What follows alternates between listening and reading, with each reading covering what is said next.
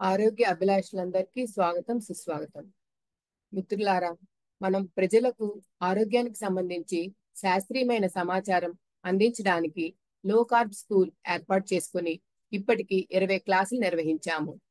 Carbohydrates అంటే ఏమిటి, protein అంటే ఏమిటి, ఫ్యాట్ అంటే ఏమిటి, కొలెస్ట్రాల్ అంటే ఏమిటి, మెటబాలిక్ ఫ్లెక్సిబిలిటీ అంటే ఏంటి లాంటి అనేక విషయాలను చర్చించుకున్న తర్వాత ఇప్పుడు భారతదేశాన్ని పట్టి పీడిస్తూ ప్రపంచంలోనే అత్యధిక డయాబెటిక్ రోగుల దేశంగా, ప్రపంచ డయాబెటిక్ క్యాపిటల్ గా మారిన భారతదేశంలో రాబోతున్న ముప్పును గుర్తించి మనం ఇప్పటి వరకు వరుసగా 3 డయాబెటిక్ క్లాసులు నిర్వహించాము.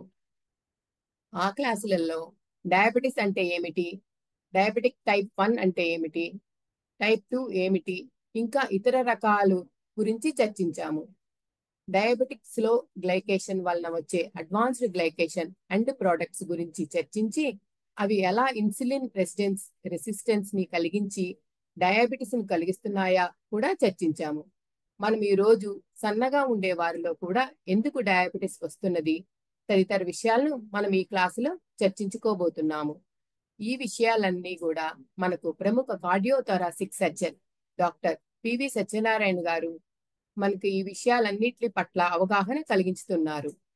ఆయన స్వయంగా తనకొచ్చిన బీపీ, డయాబెటిస్, అధిక బరువు సమస్యలను తగ్గించుకోవడానికి ఎల్సిహెచ్ఎఫ్ విధానం అవలంబించి అనుభవపూర్వకంగా మనకి బోధించుచున్నారు. నాకు కూడా 30 సంవత్సరాల క్రితం ఫస్ట్ ప్రెగ్నెన్సీలో డయాబెటిస్ వచ్చింది. మందులు వాడినప్పటికీ కూడా నాకు డయాబెటిస్ తగ్గలేదు. ఇంకా ఇతర సమస్యలు వచ్చినాయి.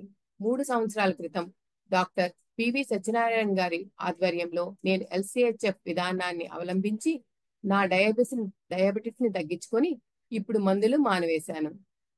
ఇప్పుడు డాక్టర్ పివి గారిని ప్రసంగించవలసిందిగా కోరుతున్నాను.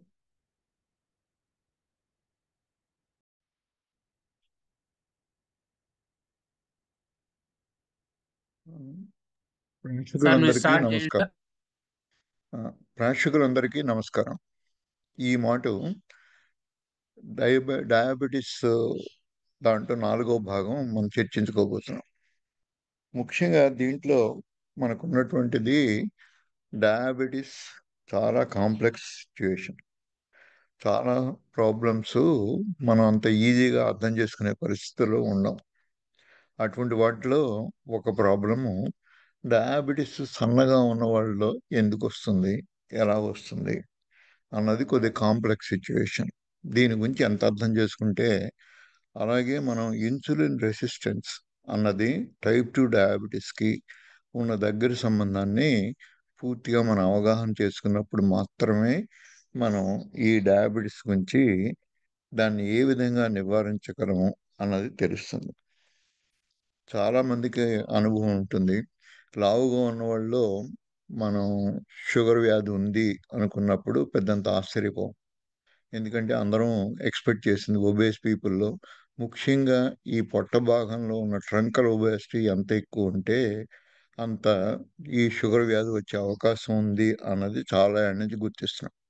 కానీ అవేమీ లేకుండా ఇలా థిన్గా ఉండి సన్నగా ఉండి బిఎంఐ సన్నగా ఉన్న వాళ్ళలో కూడా మనం చాలామంది గుర్తించే ఉంటారు డయాబెటీస్ రావడం. దీన్ని అర్థం చేసుకోవడం అంత తేలికైన పద్ధతి కాదు.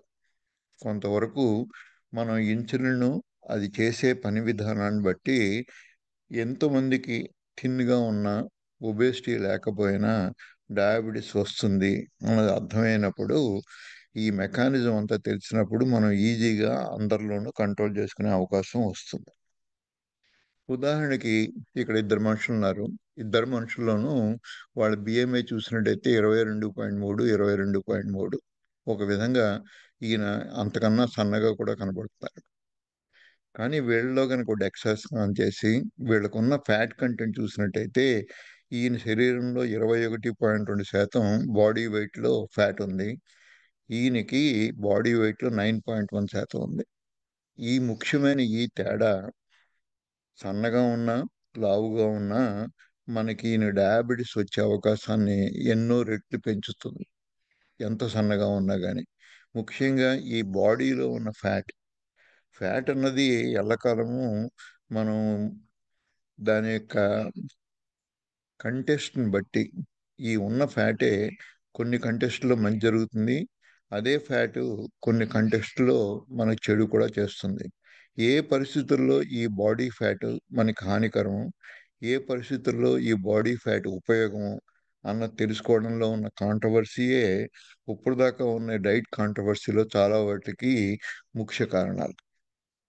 దీంట్లో చూసినట్టయితే దీనికి కారణం ఇన్సులిన్ రెసిస్టెంట్, ఇన్సులిన్ సెన్సిటివ్.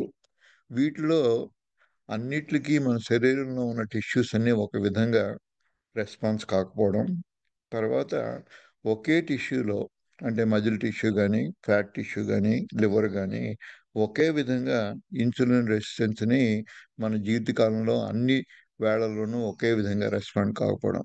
దీంట్లో ఉన్న ఈ వ్యత్యాసాలే మనంతటికీ డయాబెటీస్ అర్థం చేసుకోవడంలోనూ, డయాబెటిక్ మేనిఫెస్టేషన్లోనూ, డయాబెటీస్కి వచ్చే కాంప్లికేషన్స్ అర్థం చేసుకోవడంలోనూ ఎన్నో ముఖ్యమైన తేడాలు కనబడుతున్నాయి. ఈ ఇన్సులిన్ రెసిస్టెన్స్ అంత పూర్తిగా ఒక విధమైన ఒకే ఫార్ములాలో 2+2=4 అన్నంత సింపుల్గా లేదు. అందుకోసమే ఇంత కాంప్లెక్స్ సిచ్యువేషను, తర్వాత ఇన్ని కాంట్రవర్షియల్ ఒపీనియన్స్ రావడానికి కూడా ముఖ్యమైన కారణం ఈ ఇన్సులిన్ రెసిస్టెన్స్ యొక్క బిహేవియర్ని బట్టి. దీన్ని ఎంత అర్థం చేసుకుంటే మనం అంత మంచిది. ముఖ్యంగా శరీరంలో మనకు ఉన్నటువంటి 3 రకాల టిష్యూస్ ఉంటాయి. ఒకటి muscle tissue, 2 fat tissue, 3 liver. ఈ మూడిట్ల మీద చూపించే ఇన్సులిన్ ప్రభావం, వీటిలో ఏ టిష్యూస్ ఏ విధంగా రియాక్ట్ అవుతున్నాయి అన్నది మనకున్నటువంటి ఆరోగ్య పరిస్థితుల్ని ఎన్నో వాటిని నిర్ణయించేది ఈ 3 టిష్యూస్. ఈ 3 టిష్యూస్ ఇన్సులిన్కి ఏ విధంగా రెస్పాన్స్ అవుతున్నాయి. అలాగే ఒకే కాలంలో ఈ 3 కూడా ఒకే విధంగా రెస్పాన్స్ అవ్వవు. ఈ ఉన్న వ్యత్యాసాలే మనకున్నటువంటి ఎంతో మందికి సివియరిటీ ఆఫ్ ది డిసీజ్ కానీ, కొద్దిమందికి కొన్ని ప్రాబ్లమ్స్ రావడం, మిగతా వాళ్ళకి ఈ ప్రాబ్లమ్స్ రాకపోవడానికి ఉన్న తేడాలకి ఈ మూడిట్ల బిహేవియర్ని బట్టే ఆధారపడి ఉంటుంది. అందుకోసం కొద్ది కాంప్లెక్స్ సిచ్యువేషన్ అయినా దీన్ని ఎంత తొందరగా మనం అర్థం చేసుకుంటే అంత మనం డయాబెటీస్ని అర్థం చేసుకుంటాం. మనం తిన్నటువంటి ఆహార పదార్థాలన్నీ ఎన్నోసార్లు మనం మాట్లాడుకున్నాం.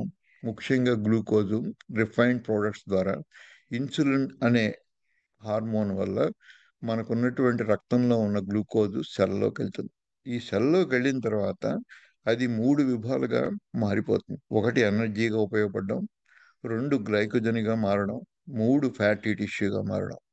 మనం ఉన్న సిచ్యువేషన్లో మూడో సిచ్యువేషన్ గురించి ఎక్కువ మాట్లాడుకుంటున్నాం అప్పుడు. మనం తిన్న గ్లూకోజు ఇన్సులిన్ ప్రభావం వల్ల సెల్ లోపలికి వెళ్ళిన తర్వాత అది మనం ఎనర్జీగా మార్చుకున్న తర్వాత మిగిలిపోయిన గ్లూకోజు, అది గ్లైకోజను. ఆ తర్వాత ఇంకా మిగిలిపోయిన గ్లూకోజ్ ఉంటే అది ఫ్యాటీ టిష్యూగా మారుతుంది. ఈ ఫ్యాటీ టిష్యూ మారినప్పుడు మాత్రమే మనకి ఎక్కువ ప్రాబ్లమ్స్ వస్తాయి. అందుకోసమని ఈ గ్లూకోజు అన్ని వేళ అన్ని విధాలా మనకి చెడ్డది కాదు. కానీ ఏ సందర్భంలో ఇదే గ్లూకోజు, ఇదే ఇన్సులిన్ మనకి అనారోగ్య పరిస్థితులు కలుగజేస్తాయో అన్నదానికి ముఖ్యంగా ప్రతి సెల్లో ఉండేటువంటి ఈ ఎక్సెస్ గ్లూకోజ్ ఎంతవరకు ఫ్యాట్గా మారింది, ఆ ఫ్యాట్ యొక్క బిహేవియర్ ఏమిటి అన్నది ముఖ్యమైనది. అలాగే ప్రతి టిష్యూ కూడా ఒక రకమైన ఇన్సులిన్ రెసిస్టెన్స్, మీరు 0 కార్బోహైడ్రేట్స్ తీసుకున్న ఐడియల్ వెయిట్లో ఉన్నప్పుడు మీకు ఇన్సులిన్ రెసిస్టెన్స్ ఏ టిష్యూలోనూ ఉండదు. అదే ఇక్కడ చూస్తున్నాం. అదే కొద్ది మందిలో 50 గ్రాములు తీసుకున్నా, కొద్ది మందిలో 400 గ్రాములు తీసుకున్నా పెద్ద తేడా ఉండదు. ఇది ఈ మైల్డ్లీ ఇన్సులిన్ రెసిస్టెన్స్ పీపుల్లో. కానీ కొద్ది మందిలో 50 గ్రాములు తీసుకుంటేనే ఓవర్ వెయిట్ రావడం, అలాగే ఇన్సులిన్ రెసిస్టెన్స్ అన్నది ఎన్నో విధాలుగా ఉన్న టిష్యూస్లో మారడం, ఆ విధంగా మార్బిడ్లీ ఇన్సులిన్ రెసిస్టెన్స్ అన్నది ఈ విధంగా అది ప్రస్ఫుటంగా ఉన్న మన శరీర తత్వాన్ని బట్టి ఆధారపడి ఉంటుంది. సో ఈ విధంగా మనం చూసినట్టయితే ఒక 4 రకాలు 5 రకాలు moderately insulin resistance, markedly insulins, severely insulin resistance, morbidly insulin resistance, ఇలా కొన్ని క్లాసిఫికేషన్ చేయడం జరిగింది. ఇవన్నీ కూడా ఒకే విధంగా ఒకే మనిషికి మనం తీసుకున్న పిండి పదార్థాలు కాల పరిమితిని బట్టి ఒకప్పుడు మనకి ఏమీ చేయనటువంటి ఈ పిండి పదార్థాలు అదే పిండి పదార్థాలు, అదే సంఖ్య 50, 100 గ్రాములు మనకి ఏం పరిస్థితుల్లోనూ మనకి ఇన్సులిన్ రెసిస్టెన్స్ కానిది కొన్ని రోజులు పోయేప్పటికీ మార్కెట్‌గా ఇన్సులిన్ రెసిస్టెన్స్ కలుగజేసే అవకాశం ఉంటుంది. సో, ఈ గ్రాఫ్ చాలా ఇంపార్టెంటు. మనకున్నటువంటి బాడీ మాస్ ఇండెక్స్‌కి, మనకున్న వెయిట్‌కి, మనకున్న ఇన్సులిన్ రెసిస్టెన్స్‌కి ఈ మూడిట్లికి ఉన్న అవినాభావ సంబంధమే మనం ఇన్సులిన్ రెసిస్టెన్స్, డయాబెటిస్ గురించి అర్థం చేసుకుంటాం. అట్లాగే ఇన్సులిన్ ఏ విధంగా పనిచేస్తుంది? అది చేసే పని విధానం ఏ విధంగా మనకున్నటువంటి ప్రత్యేకమైన పరిస్థితుల్లో మారుతుంది? ఆ మారినప్పుడు ఏ విధమైన అపకారం చేస్తుంది? ఇన్సులిన్ అనేది కొంతవరకు అవసరం. అసలు ఇన్సులినే లేని పక్షంలో మనకు టైప్ 1 డయాబెటిస్ వస్తుంది. అది దాని గురించి వేరే మాట్లాడదాం.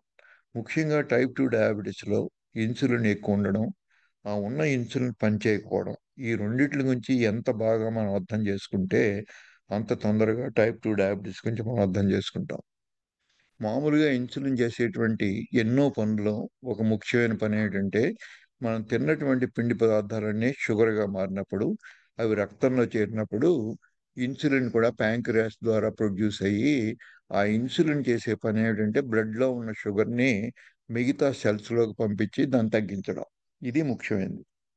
దీంట్లో ఏ విధంగా చేస్తుంది అన్నది బ్లడ్ షుగర్ పెరిగినప్పుడు, ప్యాంక్రియాస్‌లో ఇన్సులిన్ పెరిగినప్పుడు, మనకి దీంట్లో ఉన్నటువంటి ప్రతి జీవకణంలోనూ, ముఖ్యంగా ఈ జీవకణాల్లో మనకున్న మజిల్సు, మనకున్నటువంటి ఫ్యాటు, మనకున్నటువంటి లివరు. ఈ 3 ఎంతవరకు ఈ ఇన్సులిన్ ప్రభావం వల్ల ఈ బ్లడ్ షుగర్‌ని లోపలికి తీసుకొని, అది మన జీర్ణక్రియలకి ఏ విధంగా ఉపయోగపడుతుంది అన్నది తెలుసుకోవడం అన్నది చాలా ముఖ్యమైనది. అందరికీ మామూలుగా ఉన్న పరిస్థితి దగ్గర నుంచి అబ్నార్మల్ పరిస్థితి దాకా మనం చూద్దాం. మామూలుగా బ్లడ్ షుగర్ గనక పెరిగినట్టయితే మన ఫుడ్ సోర్స్ మనం తీసుకున్న ఆహ్, పిండి పదార్థాలు ముఖ్యంగా రిఫైన్డ్, ప్రాసెస్డ్ ఇవి ఎంత ఎక్కువ తీసుకుంటే అంత తొందరగా బ్లడ్ షుగర్ మారుతుంది. ఆ బ్లడ్ షుగరు మన ప్యాంక్రియాస్‌ని ఇన్సులిన్ ప్రొడ్యూస్ చేస్తుంది. ఆ ఇన్సులిన్ వలన ఇన్సులిన్ సెన్సిటివ్‌గా ఉన్న మజిల్స్ కానీ, మిగతా ఉన్నటువంటి టిష్యూస్‌లో గానీ ఎంత సెన్సిటివ్‌గా ఉంటే అంత తొందరగా ముఖ్యంగా ఈ బ్లడ్‌లో ఉన్న షుగరు ఈ ఇన్సులిన్ ప్రభావం వల్ల సెల్‌లోకెళ్తాయి. దీంట్లో ముఖ్యంగా మనం తెలుసుకోవాల్సింది ఏంటంటే, మొట్టమొదటిది ఎక్కువ చాలా పెద్ద టిష్యూ ఉన్నది శరీరంలో మజిల్. మనం తీసుకున్నటువంటి షుగరు ఎక్కువ కన్జ్యూమ్ చేసేది కూడా మజిలే. అందుకోసమని ఇన్సులిన్ యొక్క ప్రభావం వల్ల మనం తిన్నటువంటి బ్లడ్ షుగరు ముఖ్యంగా ఈ మజిల్ భాగంలోకి వెళ్తుంది. అలాగే మిగతా శరీరంలో ఉన్న టిష్యూస్ కూడా వెళ్తుంది. కానీ ప్రిఫరెన్షియల్లీ ఎక్కువ మనం తీసుకున్న బ్లడ్ షుగరు అన్నిట్లికంటే ముఖ్యంగా వెళ్ళవలసిన ఆర్గాను మజిల్ టిష్యూ. మన శరీరంలో కూడా ఫ్యాట్ టిష్యూ తర్వాత ఈ మజిల్ టిష్యూ కూడా చాలా ఎక్కువుంటుంది. ఈ మజిల్ టిష్యూలో వెళ్ళిన ఈ షుగర్ అంతా కూడా డైజెస్ట్ అయ్యి మన ఎనర్జీగా మారి మనం ఒక చోట నుంచి ఇంకో చోటకి వెళ్ళడానికి ఈ మజిల్ మెటబాలిజానికి ఉపయోగపడుతుంది. ఇది మామూలుగా జరిగే చర్య. అదే విధంగా కొంత భాగం ఇన్సులిన్ సెన్సిటివ్‌గా ఉన్న ఫ్యాట్ సెల్స్‌లోకి కూడా వెళ్తుంది. ఇలాగా 80% మజిల్ సెల్‌లోకి, ఒక 20% ఫ్యాట్ సెల్‌లోకి. ఇది అందరిలోనూ మామూలుగా జరిగే పద్ధతి.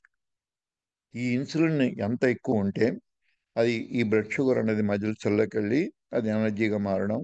అదే విధంగా ఫ్యాటీ టిష్యూలోకి వెళ్ళినప్పుడు పెద్ద ఎనర్జీగా మారదు గానీ, ఈ ఫ్యాట్‌లో ఉన్నటువంటి ఫ్యాటీ టిష్యూగా మారుతుంది. సో, ఒక్కొక్క అవయవంలో అది వెళ్ళిన పద్ధతి, తర్వాత అక్కడున్న అవసరాలను బట్టి ఈ ఇన్సులిన్ ఆ ఎనర్జీని మార్చుకుంటూ ఉంటుంది. ఇది మామూలుగా జరిగేది. 100కి 80% యొక్క బ్లడ్ షుగరు మనం తిన్నప్పుడు అది మజిల్స్‌లోకి వెళ్తే ఇది నార్మల్. అలాగే ఓ 20% ఫ్యాట్ సెల్స్‌లోకెళ్ళాలి. అలా కాకుండా మజిల్ సెల్స్ కనుక రెసిస్టెంట్ డెవలప్ చేసుకొని ఏ కారణాల వల్ల, దాని కారణాలు కూడా చూద్దాం. ముఖ్యంగా ఫ్యాట్ సెల్స్ కన్నా ముందస్తుగా మజిల్ సెల్స్‌లో గనక రెసిస్టెన్స్ డెవలప్ అయ్యి, ఫ్యాట్ సెల్స్ ఇంకా సెన్సిటివ్‌గా ఉన్నప్పుడు, ఈ మజిల్స్‌లో గనక గ్లూకోజ్ తీసుకునే పరిస్థితి లేనప్పుడు పూర్తిగా ఈ 80% కన్నా 40, 30, 60% తగ్గినప్పుడు, మిగతా శరీరంలో ఉన్నటువంటి బ్లడ్ షుగర్ అంతా కూడా అది ఫ్యాట్ టిష్యూలోకెళ్ళాలి. ఏదో దానికి వెళ్ళాలి. అలాగే కొంతవరకు లివర్‌లో కూడా వెళ్తుంది. అది కాంప్లెక్సిటీని తగ్గించడం కోసం మనం ముందు మజిలు, ఫ్యాటు ఈ రెండిట్ల గురించి అర్థం చేసుకుందాం. తర్వాత లివర్‌ని కూడా ఇంట్రొడ్యూస్ చేద్దాం. ఒకవేళ మిడిల్ రెసిస్టెన్స్ పెరిగిపోయి ఎంత మ తక్కువ ఈ బ్లడ్ షుగర్ అనేది మజిల్లోకి వెళ్తుంది అన్న దాన్ని బట్టి, ఈ మజిల్ యొక్క స్థితిగతులను బట్టి, ఈ ఫ్యాట్ యొక్క స్థితిగతులను బట్టి వాళ్ళకి ఒబేసిటీ వస్తుందా, లేక వాళ్ళు థిన్‌గా ఉంటారా అన్నది అర్థమవుతుంది. ఇన్సులిన్ అన్నది మనం తిన్న బ్లడ్ షుగర్‌ని ఫ్యాట్‌గా మారుస్తుంది. ఈ ఇన్సులిన్ సెన్సిటివ్‌గా ఉండి ఫ్యాట్ సెల్స్, ఇన్సులిన్ రెసిస్టెంట్‌గా ఉన్న మజిల్స్ ఉన్న పరిస్థితుల్లో ఈ ఒబేస్ డయాబెటిక్స్ తయారవుతారు. ఇది ఎక్కువ సార్లు 180% మంది డయాబెటిస్ అవ్వడానికి ఇది ఎక్కువ తోడ్పడుతుంది ఈ మెకానిజం.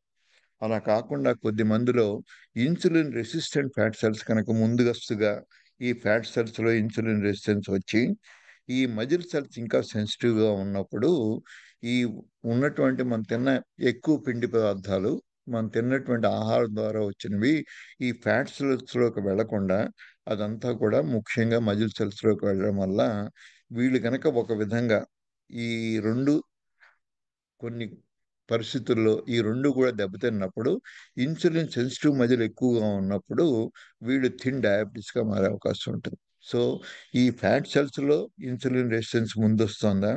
ఈ మజిల్ సెల్స్‌లో ఇన్సులిన్ సెన్సిటివిటీ ముందు కోల్పోతోందా? అన్న దాన్ని బట్టి థిన్‌గా ఉన్నా గాని డయాబెటిస్ వచ్చే అవకాశం ఉంటుంది. అలాగే ముఖ్యంగా మనం తెలుసుకోవాల్సింది, ఈ రెండిట్లోనూ గనక రెసిస్టెన్స్ డెవలప్ అవుతే ఏ స్థితిలో వచ్చింది? ఫ్యాట్ సెల్స్ ఎక్కువ కాలం సెన్సిటివ్‌గా ఉండి, తర్వాత రెసిస్టెంట్‌గా మారడం. అలాగే ఇన్సులిన్ రెసిస్టెన్స్ మజిల్‌లో మారడం. ఈ 2 కూడా ఈక్వల్‌గా రెసిస్టెన్స్ పెరిగినప్పుడు, ఈ బ్లడ్‌లో ఉన్న షుగరు ఎక్సెస్‌గా మిగిలిపోయి డయాబెటిస్ అనే ఒక రోగంగా మనకు బయటపడుతుంది. అప్పటిదాకా ఈ రెండిట్లోనూ ఇన్సులిన్ రెసిస్టెన్స్ మజిల్‌లోను, ఇన్సులిన్ రెసిస్టెంట్ ఫ్యాట్ సెల్స్‌లోను ఉన్న వ్యత్యాసాలే మనకున్నటువంటిది థిన్ ఇండివిడ్యువల్‌లో డయాబెటిస్ వస్తుందా? ఒబేస్ ఇండివిడ్యువల్‌లో వస్తుందా? అంతే. జరగడానికి ముఖ్యమైన కారణం. అలాగే టైప్ 2 డయాబెటిస్‌కే ఇది వర్తిస్తుంది. టైప్ 1 డయాబెటిస్‌కి ఇది వర్తించదు. ఎందుకంటే టైప్ 1 డయాబెటిస్‌లో ఇన్సులిన్ అనే ప్రొడక్షన్ ప్యాంక్రియాస్ నుంచి ఉండదు. దాని గురించి పూర్తిగా మనం వేరేగా అర్థం చేసుకొని, దానికున్న ట్రీట్మెంటు, దానికున్నటువంటి సంబంధం వచ్చే కాంప్లికేషన్స్ మనం వేరుగా అర్థం చేసుకోవాలి. మన ముఖ్యమైన డిస్కషన్ అంతా కూడా టైప్ 2 డయాబెటిస్ గురించే మాట్లాడుతున్నాం. ఇప్పుడు నెక్స్ట్ ఎపిసోడ్‌లో కొంతవరకు మనం టైప్ 1 డయాబెటిస్ గురించి కూడా మాట్లాడదాం. అప్పటిదాకా కూడా మనం థిన్ పీపుల్‌లో కూడా డయాబెటిస్ రావడానికి ముఖ్య కారణాలు ఇన్సులిన్ రెసిస్టెన్స్ ఫ్యాట్ సెల్స్‌లో ఏ విధంగా వచ్చింది? ఫ్యాట్ అన్నది మనకు కొంతవరకు ఉపయోగమే. కానీ ఫ్యాట్ అన్నది ఎంతవరకు ఏ టైప్ ఆఫ్ ఫ్యాట్ ఉంది? అమౌంట్ ఆఫ్ ఫ్యాట్ ఎంతుంది? అన్నది మన శరీరంలో చాలా మట్టుకి ఈ ఇన్సులిన్ సెన్సిటివిటీని, ఇన్సులిన్ రెసిస్టెన్స్‌గా మారడానికి ముఖ్యమైన కారణం మనకున్న abnormal fat. Normal fat, normal saturate fat దీనికంత ఇన్‌ఫ్లూయెన్స్ లేదు. ఇన్సులిన్ ప్రభావం వల్లే మనం తిన్న గ్లూకోజు ఫ్యాట్‌గా మారుతుంది. కానీ మారిన ఫ్యాటు దాని యొక్క లక్షణాలను బట్టి ఇన్సులిన్ రెసిస్టెన్స్ అవుతుందా? ఇన్సులిన్ సెన్సిటివ్ అవుతుందా? అన్నది ఈ టైప్ ఆఫ్ ఫ్యాట్‌ని బట్టి ఆధారపడి ఉంటుంది. ముఖ్యంగా మనం చూడవలసినట్టు మనకున్న డిసీజెస్ అన్నిట్లికి ఈ స్లైడ్ చాలా ఇంపార్టెంటు. దీన్ని ఎంతవరకు మనం అర్థం చేసుకుంటే, మనకి ఉన్నటువంటి ఈ డైటు ఏ విధంగా ఇన్ని జబ్బులకి ఉపయోగపడుతుంది, అలాగే డయాబెటిస్‌ని ఏ విధంగా కంట్రోల్ చేస్తుంది అన్న దానికి చాలా ముఖ్యమైనది. ఇది మనకున్నటువంటి తిన్న ఆహార పదార్థం. దాంట్లో ముఖ్యంగా పిండి పదార్థాలు గానీ, కొవ్వు పదార్థాలు గానీ, అవి 2 కూడా ఎనర్జీ సోర్సులు. ఈ ఎనర్జీ సోర్స్‌లో పిండి పదార్థాలు ఎక్కువున్నా, కొవ్వు పదార్థాలు ఎక్కువున్నా, ఈ ఎక్సెస్ ఎనర్జీ అన్నది ఉన్నప్పుడు, అదే విధంగా ఎక్సెస్ ఇన్సులిన్ కూడా ఉన్నట్టయితే మన శరీరంలో, ఈ 2 కాంబినేషన్‌లు మనకు కలగజేసే ఎన్నో రకరకాల జబ్బులకి ముఖ్యమైన కారణం ఎక్సెస్ ఎనర్జీ. గ్లూకోజ్ నుంచి గానీ, ఫ్యాట్ నుంచి గానీ. దానికి తోడు ఎక్సెస్ ఇన్సులిన్ ఉన్నప్పుడు ఎక్కువ మన అనారోగ్య పరిస్థితులు ఏర్పడతాయి. ఓన్లీ ఎక్సెస్ ఎనర్జీ ఒక కార్బోహైడ్రేట్స్ నుంచి మాత్రమే కానీ, ఆర్ ఫ్యాట్ నుంచి మాత్రమే గాని వచ్చినప్పుడు ఈ పరిస్థితులు మారతాయి. ఎందుకంటే ఎక్సెస్ కార్బోహైడ్రేట్స్‌తో పాటు ఇన్సులిన్ కూడా పెరుగుతుంది. ఇన్సులిన్ లేనప్పుడు, ఇది కార్బోహైడ్రేట్స్ లేనప్పుడు ఓన్లీ ఫ్యాట్ ద్వారా ఎనర్జీ వచ్చినప్పుడు ఇన్సులిన్ యొక్క ఆవశ్యకత అంత ఉండదు. అసలు లేదని కాదు. ఇన్సులిన్ ఆవశ్యకత ఎక్కువ ఉండదు. ఇది ఈ ముఖ్యమైన డిఫరెన్స్‌ని మనం ఎంత అర్థం చేసుకుంటే మనకు రాబోయే జబ్బుల గురించి అంత బాగా అర్థమవుతుంది. అలాగే రిఫైన్డ్ ప్రాసెస్డ్ కార్బ్స్ ఎంత ఎక్కువ తింటే అంత ఎక్సెస్ ఇన్సులిన్ వస్తుంది. సో ఆ విధంగా మనం చూసినప్పుడు refined processed carbs, excess fats కనుక కలిసి ఉన్నట్లయితే this is the worst combination.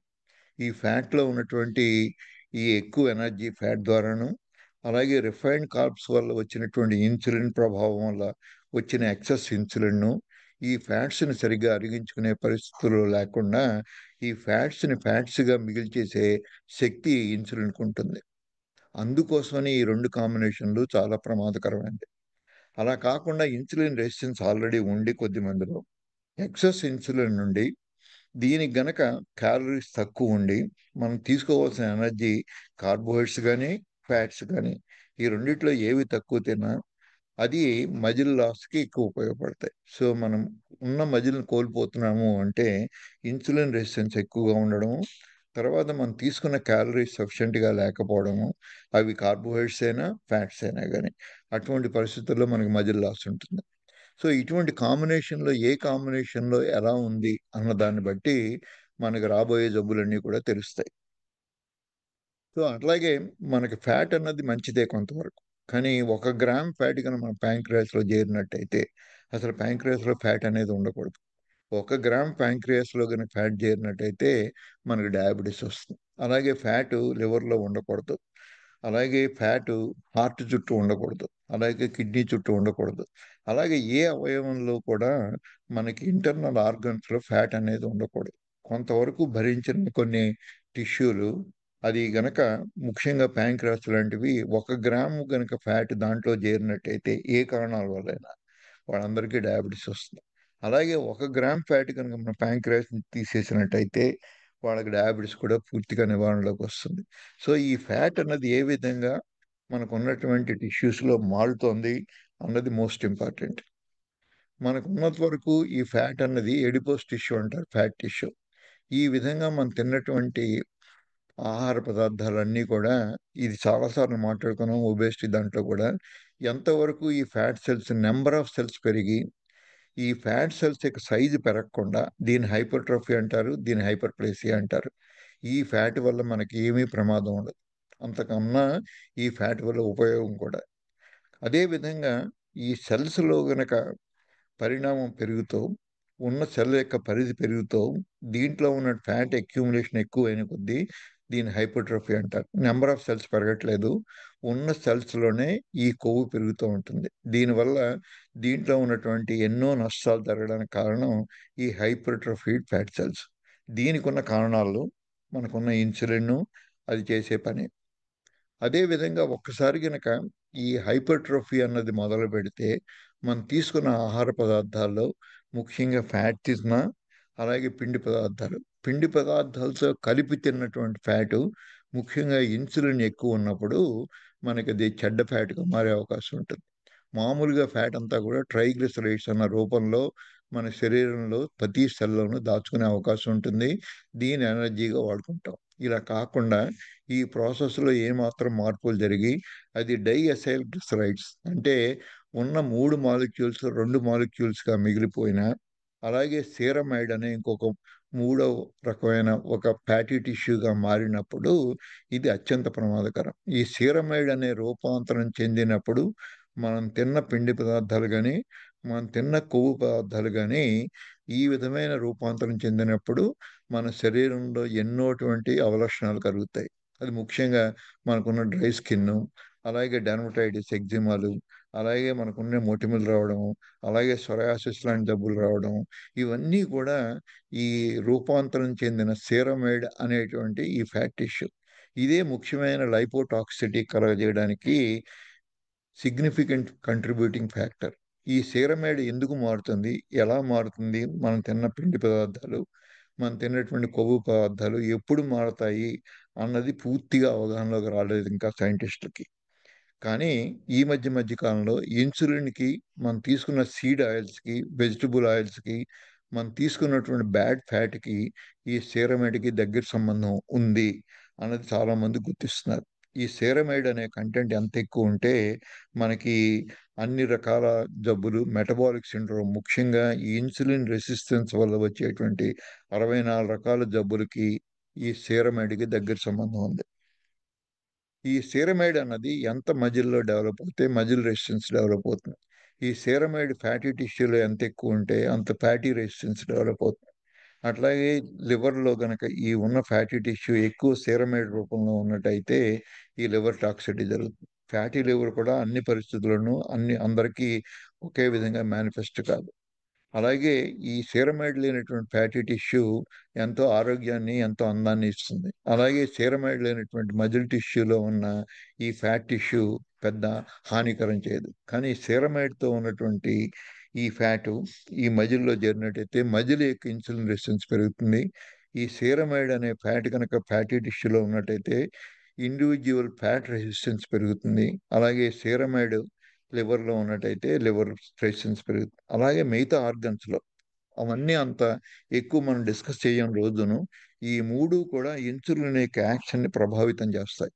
అందుకోసం ఈ మూడిట్లో ఎలా ఉంది, ఈ మూడిట్లో ఒకే విధంగా ఒకే టైంలో ఏర్పడదు ఇన్సులిన్ రెసిస్టెన్స్. అందుకోసం నీ వ్యత్యాసాలు, అందుకోసం నీ డయాబెటీస్లో ఉన్న సివియరిటీ కానీ ఆ రాబోయే కాంప్లికేషన్స్ కానీ ఇవన్నీ వ్యత్యాసాలు మనిషి మనిషికి. అలాగే ఎన్నో ఏళ్ళ దాకా రాని డయాబెటీస్ కొద్దిమందికి చిన్న వయసులోనే డయాబెటీస్ రావడం, కొద్దిమందికి 50 ఏళ్ళ దాకా రాకపోవడం, ఇటువంటి కారణాలన్నిటికీ కొద్దిమంది సన్నగా ఉన్న డయాబెటీస్ అతి త్వరగా రావడం, కొద్దిమంది డయాబెటీస్కి ఎన్నేళ్ళు అంతా రాకపోవడానికి ఈ ఇన్సులిన్ రెసిస్టెన్స్కి ఈ వ్యత్యాసాలకి దగ్గర సంబంధం ఉంది. So what brings it up మన బ్లడ్ షుగర్ని, అది వాట్ బ్రింగ్స్ డౌన్, ఏ విధంగా ఈ షుగర్ తగ్గుతుంది, వాట్ కెన్ గో రాంగ్, ఈ మూడు మాటిమాటికి మనం ప్రశ్నించుకున్న ప్రశ్నలు ఇవి. దీనికి ఇన్సులిన్ రెసిస్టెన్స్కి చాలా దగ్గర సంబంధం ఉంది. మనం తీసుకునేటువంటి చిన్నప్పుడు ఆహార పదార్థాల్లో ఈ మూడు ఉంటాయి. కార్బోహైడ్రేట్స్ ఉంటాయి, ఫ్యాట్స్ ఉంటాయి, అలాగే ప్రోటీన్స్ ఉంటాయి. కానీ మనం తీసుకున్నటువంటి ఆహార పదార్థాలన్నీ కూడా ఏవి తీసుకున్నా కానీ, ఎలా కలిపి తీసుకున్నా కానీ, ఏ ప్రపోర్షన్లో ఉన్నా కానీ కార్బోహైడ్రేట్స్ అని గ్లూకోజ్ గాను, ప్రోటీన్స్ అని అమైనో యాసిడ్స్ గాను, లిపిడ్స్ అని ఫ్యాటీ యాసిడ్స్ గాను మన స్టమక్ నుంచి మన లాలాజలం దగ్గర నుంచి అది ఉపయోగపడతాయి. ఆ విధంగా బ్రేక్ డౌన్ అయ్యి శరీరంలోకి వెళ్తాయి. ఇవి ఏ కాంబినేషన్లో తీసుకున్నా, విడివిడిగా తీసుకున్నా, కలిపి తీసుకున్నా కానీ జరిగే ప్రాసెస్ అంతా ఒకటే. అందుకోసం ఏదో విడిగా ఫ్యాట్స్ తింటే అదేదో ఎక్కువ పనిచేస్తుందని, బాగా పనిచేస్తుందని అనుకోవద్దు. అలాగే విడిగా తిన్న కార్బోహైడ్రేట్స్ మాత్రమే ఎక్కువ హాని చేస్తాయి అని కూడా అనుకోకూడదు. దీంట్లో ఉన్నటువంటి ప్రత్యేక పరిస్థితి ఏంటంటే, మనం తీసుకున్న ఆహార పదార్థాలు తీసుకున్నప్పుడు అవి ఎంతవరకు ఇన్సులిన్ ప్రొడ్యూస్ చేస్తున్నాయి అన్నది ముఖ్యమైన ఇంపార్టెంట్ ఫ్యాక్టర్. కానీ మనం విడివిడిగా తింటున్నామా, కలిపి తింటున్నామా అన్నది కాదు. ముఖ్యంగా కార్బోహైడ్రేట్స్ అని గురించి ఎక్కువ మనం కాన్సన్ట్రేట్ చేద్దాం. ఈ మనం తీసుకున్న ఆహార పదార్థాల్లో మోనోసాకరైడ్స్, డైసాకరైడ్స్, ఇది బయోకెమిస్ట్రీ వాళ్ళు తీసుకునే కేటగరైజేషన్. దీనివల్ల మనం అందరం అర్థం చేసుకోవడానికి సింపుల్ క్లాసిఫికేషన్ ఏంటంటే simple carbohydrates, complex carbohydrates. Simple carbohydrates అంటే డైరెక్ట్గా ఇవి ఎక్కువ ఫైబర్ అనేది లేకుండా మోనోసాకరైడ్స్ కానీ, డైసాకరైడ్స్ కానీ ఈ రెండు కూడా గ్లూకోజ్గా మారడం కానీ, ఇవి తొందరగా మన శరీరంలోకి అబ్జార్బ్ అయిపోయి ఎనర్జీగా మారడం కానీ, అదే ముఖ్యంగా మజిల్లోను, ఫ్యాట్ టిష్యూలోను, బ్రెయిన్లోను ఎక్కువ బాడీ ప్రిఫర్ చేసేది ఈ గ్లూకోజ్ అనే ఫార్మాట్లో. దీన్ని ఎనర్జీగా మార్చుకోగలదు. అలాగే మనం తీసుకున్న గ్లూకోజ్ ఎక్కువ ఉండి మన అవసరాల కన్నా మించి ఉన్నప్పుడు, ఎక్కువ ఎనర్జీ సప్లై చేసినప్పుడు అది గ్లైకోజన్గా మారి మన లివర్లో కొంతవరకు దాచుకుంటాం. అంతకన్నా ఇంకా ఎక్కువ ఎనర్జీ వచ్చినప్పుడు గ్లూకోజ్ ద్వారా కానీ, ఫ్యాట్ ద్వారా కానీ, రెండిట్లో ఏదొచ్చినా కానీ, ముఖ్యంగా మనం కార్బోహైడ్రేట్స్ ఒకటే మారుతున్నాం కాబట్టి దీని మీద కాన్సన్ట్రేట్ చేస్తున్నాం. అది ఫ్యాట్ సెల్స్గా మారుతుంది. సో మనం తిన్నటువంటి ఎంత ఎనర్జీ తిన్నాం, ఆ ఎనర్జీ తిన్నప్పుడు ఎంత ఇన్సులిన్ వచ్చింది అన్నది ముఖ్యమైనది. ఓన్లీ గ్లూకోజ్ తక్కువ తిని ఇన్సులిన్ ఎక్కువ మనం ప్రొడ్యూస్ కానప్పుడు, ఎక్కువ ఫ్యాట్ తిన్నప్పుడు కూడా ఇదే పద్ధతిలో మారుతాయి. కానీ కొద్దిగా తక్కువ పరిణామాలు జరుగుతాయి. అలాగే గ్లూకోజ్తో పాటు తిన్న ఫ్యాట్స్ ఈ రెండు కలిపి తిన్నప్పుడు ఈ గ్లూకోజ్ వల్ల జరిగినటువంటి ఇన్సులిన్ను ఈ ఫ్యాట్స్ని అరిగించుకునే పరిస్థితిలో ఉండదు. అందుకోసమని ఈ ఫ్యాట్స్ని మనం వాడుకోలేము. ఫ్యాట్ ఎనర్జీ అంతా కూడా డైరెక్ట్గా ఫ్యాట్ సెల్స్కి వెళ్తుంది. సో మనం తిన్నటువంటి కాంప్లెక్సిటీ ఎందుకు వస్తుంది అంటే, ఈ ముఖ్యంగా ఉన్నటువంటి ఫైబర్ ఎంత ఎక్కువ ఉంటే దీన్ని అరిగించుకోవడానికి మనకి సరిపడా అంత ఇన్సులిన్ అవసరం ఉండదు. తర్వాత ఈ ఫైబర్ని మనం అబ్జార్బ్ చేసుకోలేము. అందుకోసం ఇది శరీరంలో ఉన్నటువంటి బ్లడ్ షుగర్ని తొందరగా పెంచదు. పైగా ఈ ఫైబర్ అన్నది మన శరీరంలో ఉన్న గట్లో ఉన్న బ్యాక్టీరియాకి ఎక్కువ అరిగించుకుంటాయి. ఫెర్మెంటేషన్ ద్వారా ఈ ఫైబరు అది రూపాంతరం చెంది ఆ విధంగా అది ఎనర్జీగా మారి బ్యూటరేట్ అనే ఒక పదార్థంగా మారుతుంది. అది మనం అబ్జార్బ్ చేసుకోగలుగుతాం. అప్పటిదాకా దాన్ని అబ్జార్బ్ చేసుకోలేము. సో ఈ కాంప్లెక్స్ కార్బోహైడ్రేట్స్ అందుకోసం ఇంపార్టెంట్. సో ఎంతవరకు మనం కాంప్లెక్స్ కార్బోహైడ్రేట్స్ తిన్నప్పుడు అంత తొందరగా ఇవి బ్లడ్ షుగర్గా మారవు. అవి చాలా టైం పడుతుంది. ఈ ఫైబర్ అంతా కూడా ఫెర్మెంట్ అయ్యి అది ఎనర్జీగా మారడానికి చాలా టైం పడుతుంది. దాంట్లో కూడా సాల్జిబుల్ ఫైబరు, ఇన్సాల్జిబుల్ ఫైబర్ అని ఉంటుంది. ఈ సాల్జిబుల్ ఫైబర్ కొంతవరకు మళ్ళీ గ్లూకోజ్లో పనిచేస్తుంది. ఇది తొందరగా అబ్జార్బ్ అవుతుంది ఇన్సాల్జిబుల్ ఫైబర్ కన్నా. ఇన్సాల్జిబుల్ ఫైబర్ అన్నది అసలు అబ్జార్బ్ కాదు. ఇది బ్యాక్టీరియా వల్ల రూపాంతరం చెందిన తర్వాత, దాని రూపం మారిన తర్వాత మాత్రమే శరీరంలోకి అది ఉపయోగపడుతుంది. అందుకోసం ఇన్సాల్జిబుల్ ఫైబర్ ఎంత ఎక్కువ ఉంటే అంతవరకు మనకి ఈ బ్లడ్ షుగర్ మీద ఎఫెక్ట్ లేకుండా ఉంటుంది. అట్లాగే మనం తిన్నటువంటి పదార్థాలన్నిట్లోనూ 2 రకాలు ఉంటాయి. ఒకటి గ్లైసీమిక్ ఇండెక్స్ అని, ఒకటి గ్లైసీమిక్ లోడ్ అన్నది. ఈ 2 కూడా ఎంతవరకు మనం అర్థం చేసుకుంటే, మనకున్నటువంటి తినే ఆహార పదార్థాలు ఎంత తొందరగా మన డయాబెటిస్‌ని పెంచడం గానీ, తగ్గించడం గానీ జరుగుతూ ఉంటాయి. ఆ విధంగా గ్లైసీమిక్ లోడు, గ్లైసీమిక్ ఇండెక్స్ అన్న 2 పదార్థాలని మనం అర్థం చేసుకోవడానికి వీటి ఉన్న నిర్వచనం ఏమిటి? వీటిని డెఫినిషన్ ఏ విధంగా చెప్తున్నారు? అన్న దాంట్లో ముందుగా గ్లైసెమిక్ ఇండెక్స్ గనక మనం చూసినట్టయితే, మనం తిన్న ఆహార పదార్థాలు ఎంత తొందరగా అవి షుగర్‌గా మారి మన శరీరంలో ఉన్న బ్లడ్ షుగర్‌ని పెంచుతాయి అన్న దాన్ని ఆ మెజర్‌ని గ్లైసెమిక్ ఇండెక్స్ అంటారు. ఈ గ్లైసెమిక్ ఇండెక్స్ ఎంత ఎక్కువ ఉంటే అంత తొందరగా మనం తిన్న ఆహార పదార్థాలు అవి షుగర్‌గా మారిపోతాయి. కానీ అట్లాగే గ్లైసెమిక్ లోడ్ అన్నది వేరే ఉంటుంది. ఆ గ్లైసెమిక్ లోడ్ అన్నది మనం తిన్నటువంటి ఎన్ని ఆహార పదార్థాలు ఎంత తొందరగా మారకుండా అవి శరీరంలోనే, గట్లోనే మిగిలిపోయి అవన్నీ రూపాంతరం చెంది గ్లూకోజ్‌గా మారడానికి ఎక్కువ టైం పడుతుంది. అలా పట్టడానికి ఆ లోడ్ ఎంత ఉంది అన్న దాన్ని బట్టి ఆధారపడి ఉంటుంది. ఒకే పదార్థం దాంట్లో ఉన్న గ్లైసెమిక్ ఇండెక్స్‌ని బట్టి, గ్లైసెమిక్ లోడ్‌ని బట్టి మనకున్న బ్లడ్ షుగర్స్ మారే అవకాశం ఉంటుంది. సో, గ్లైసెమిక్ ఇండెక్స్ లో, మీడియం, హై అన్న కేటగరీస్‌లోను, అలాగే blood glucose slow, moderate, fast ఈ విధంగా కేటగరైజ్ చేసి, ఈ కాంబినేషన్ ఏ విధంగా ఉంది? ఈ లో తోటి ఫాస్ట్‌గా ఉందా? ఈ స్లోగా ఉన్నది హైగా ఉందా? ఈ కాంబినేషన్‌ని బట్టి మనం తిన్న ఆహార పదార్థాలన్నీ వాటికున్న గ్లైసెమిక్ ఇండెక్స్ గాని, ఆ గ్లైసెమిక్ లోడ్ గాని మన బ్లడ్ షుగర్‌ని పెంచడానికి, లేకుండా బ్లడ్ షుగర్ అంత ఎక్కువ పెరగకుండా ఉండడానికి ఉపయోగపడుతుంది. ముఖ్యంగా ఈ హై గ్లైసెమిక్ ఇండెక్స్ అన్నవి ఎన్ని పదార్థాల్లో మనం తీసుకున్న పదార్థాల్లో ఎంత ఎక్కువ ఉంటే అంత తొందరగా బ్లడ్ షుగర్ షూట్ అవుతుంది. అలాగే మన పెరిగిన బ్లడ్ షుగర్ ఎంతసేపు మన శరీరంలో ఎక్కువగా ఉంటుంది అన్నది మన గ్లైసెమిక్ లోడ్‌ని బట్టి ఆధారపడి ఉంటుంది. ఎక్కువ గ్లైసెమిక్ లోడ్ ఉన్న పదార్థాలు తిన్నప్పుడు ఎక్కువసేపు ఈ స్పైక్స్, బ్లడ్ షుగర్ స్పైక్స్ ఎక్కువసేపు ఉంటాయి. అలాగే ఈ గ్లైసెమిక్ ఇండెక్స్ ఉన్న పదార్థాలు తొందరగా స్పైక్‌ని, బ్లడ్ షుగర్‌ని పెంచుతాయి. అవి తొందరగా పడిపోతాయి. కానీ గ్లైసెమిక్ లోడ్ ఉన్న పదార్థాలు అవి తొందరగా పెంచవు. కానీ ఎక్కువ సేపు రక్తంలో పెంచి మనకు ఉండవలసిన దానికన్నా బ్లడ్ షుగర్‌ని పెంచుతాయి. సో, ఈ 2 కూడా ప్రమాదమే. అందుకోసమని ఈ రెండిటిని కూడా దీంట్లో ఎక్కువ ప్రమాదం చేసేది, ఇన్సులిన్ ప్రభావితం చేసేది గ్లైసెమిక్ ఇండెక్స్ ఉన్న పదార్థాలు. అందుకోసమని విడివిడిగా వీటి గురించి ఎంత తెలుసుకుంటే అంత మంచిది. సో, గ్లైసెమిక్ ఇండెక్స్ చార్ట్ చూసినట్టయితే వీటిలో మనకి లో గ్లైసెమిక్ ఇండెక్స్ చార్ట్ వేటిలంటారంటే 55 కన్నా అంటే 100% గ్లూకోజ్‌ని తీసుకున్నప్పుడు వచ్చేటువంటి గ్లూకోజ్ స్పైక్‌ని స్టాండర్డ్‌గా తీసుకున్నప్పుడు దాంతో కంపారిటివ్‌గా మిగతా పదార్థాలని కంపేర్ చేసి, అవి ఎంతవరకు ఈ షుగర్‌ని పెంచుతున్నాయి అన్న దాన్ని బట్టి, అవి లో గ్లైసెమికా, హై గ్లైసెమికా అన్నది ఏ విధంగా నిర్ణయిస్తామంటే, గ్లూకోజ్ 100 గ్రామ్స్ తీసుకున్నప్పుడు పెరిగిన బ్లడ్ షుగరు ఈక్వలెంట్ టు మనం తీసుకున్నటువంటి ఈ బ్రెడ్ గాని, బ్రోకలీ గాని ఇవి తిన్నప్పుడు మనం ఎంత షుగర్ పెరిగింది అని చూసినప్పుడైతే, ఇలా 55 కన్నా తక్కువ పెరిగితే గ్లూకోజు గ్లూకోజ్ గ గ 100గా తీసుకున్నప్పుడు 55గా దీనికి లో గ్లైసెమిక్ అని, 70 కంటే ఎక్కువనవి హై గ్లైసెమిక్ ఇండెక్స్‌గా పరిగణిస్తాం. అట్లా చూసినట్టయితే మనకి గ్లైసెమిక్ ఇండెక్స్ ఇక్కడ అన్నీ కూడా వాటికి డైరీలో ఉన్నటువంటి మిల్క్ ప్రొడక్ట్స్‌లో మనకి ఉన్న యోగర్ట్‌లో తక్కువుంది. కానీ అదే మీరు ఈ ఉన్నటువంటి ఈ ఫ్రూట్స్‌లో కొంతవరకు ఈ గ్లైసెమిక్ ఇండెక్స్ అన్నది యాపిల్‌లో తక్కువ ఉంది. మిగతా వాటిలో. ఈ కన్‌ఫ్యూజన్ వల్లే కొంతమంది యాపిల్ మంచిదని, కొద్దిమంది ఐస్ క్రీములు మంచివి కానీ, అలాగే బ్రోకలీలో కూడా ఈ గ్లైసెమిక్ ఇండెక్స్ తక్కువ ఉండడం వల్ల బ్రోకలీ మంచిదని, అలాగే ఈ ఉన్నటువంటి గ్రెయిన్స్ వీటిలో ఉన్నటువంటి వైట్ రైస్‌లో 38, అలాగే గోధుమల్లో ఉన్నటువంటివి వీట్లి వల్ల వైట్ బ్రెడ్‌లో 48, బ్రౌన్ రైస్‌లో 55 ఈ తేడాలే కొంతవరకు మన కన్‌ఫ్యూజన్ క్రియేట్ చేసి కొన్ని పదార్థాలు మంచివని, కొన్ని పదార్థాలు చెడ్డవి అని మన నిర్ణయాలు తీసుకుంటున్నాం. వీట్లికన్నా మన శరీరంలో ఉన్న ఇన్సులిన్ రెసిస్టెన్స్ ఎంతుంది? ఇన్సులిన్ సెన్సిటివిటీ ఎంతుంది?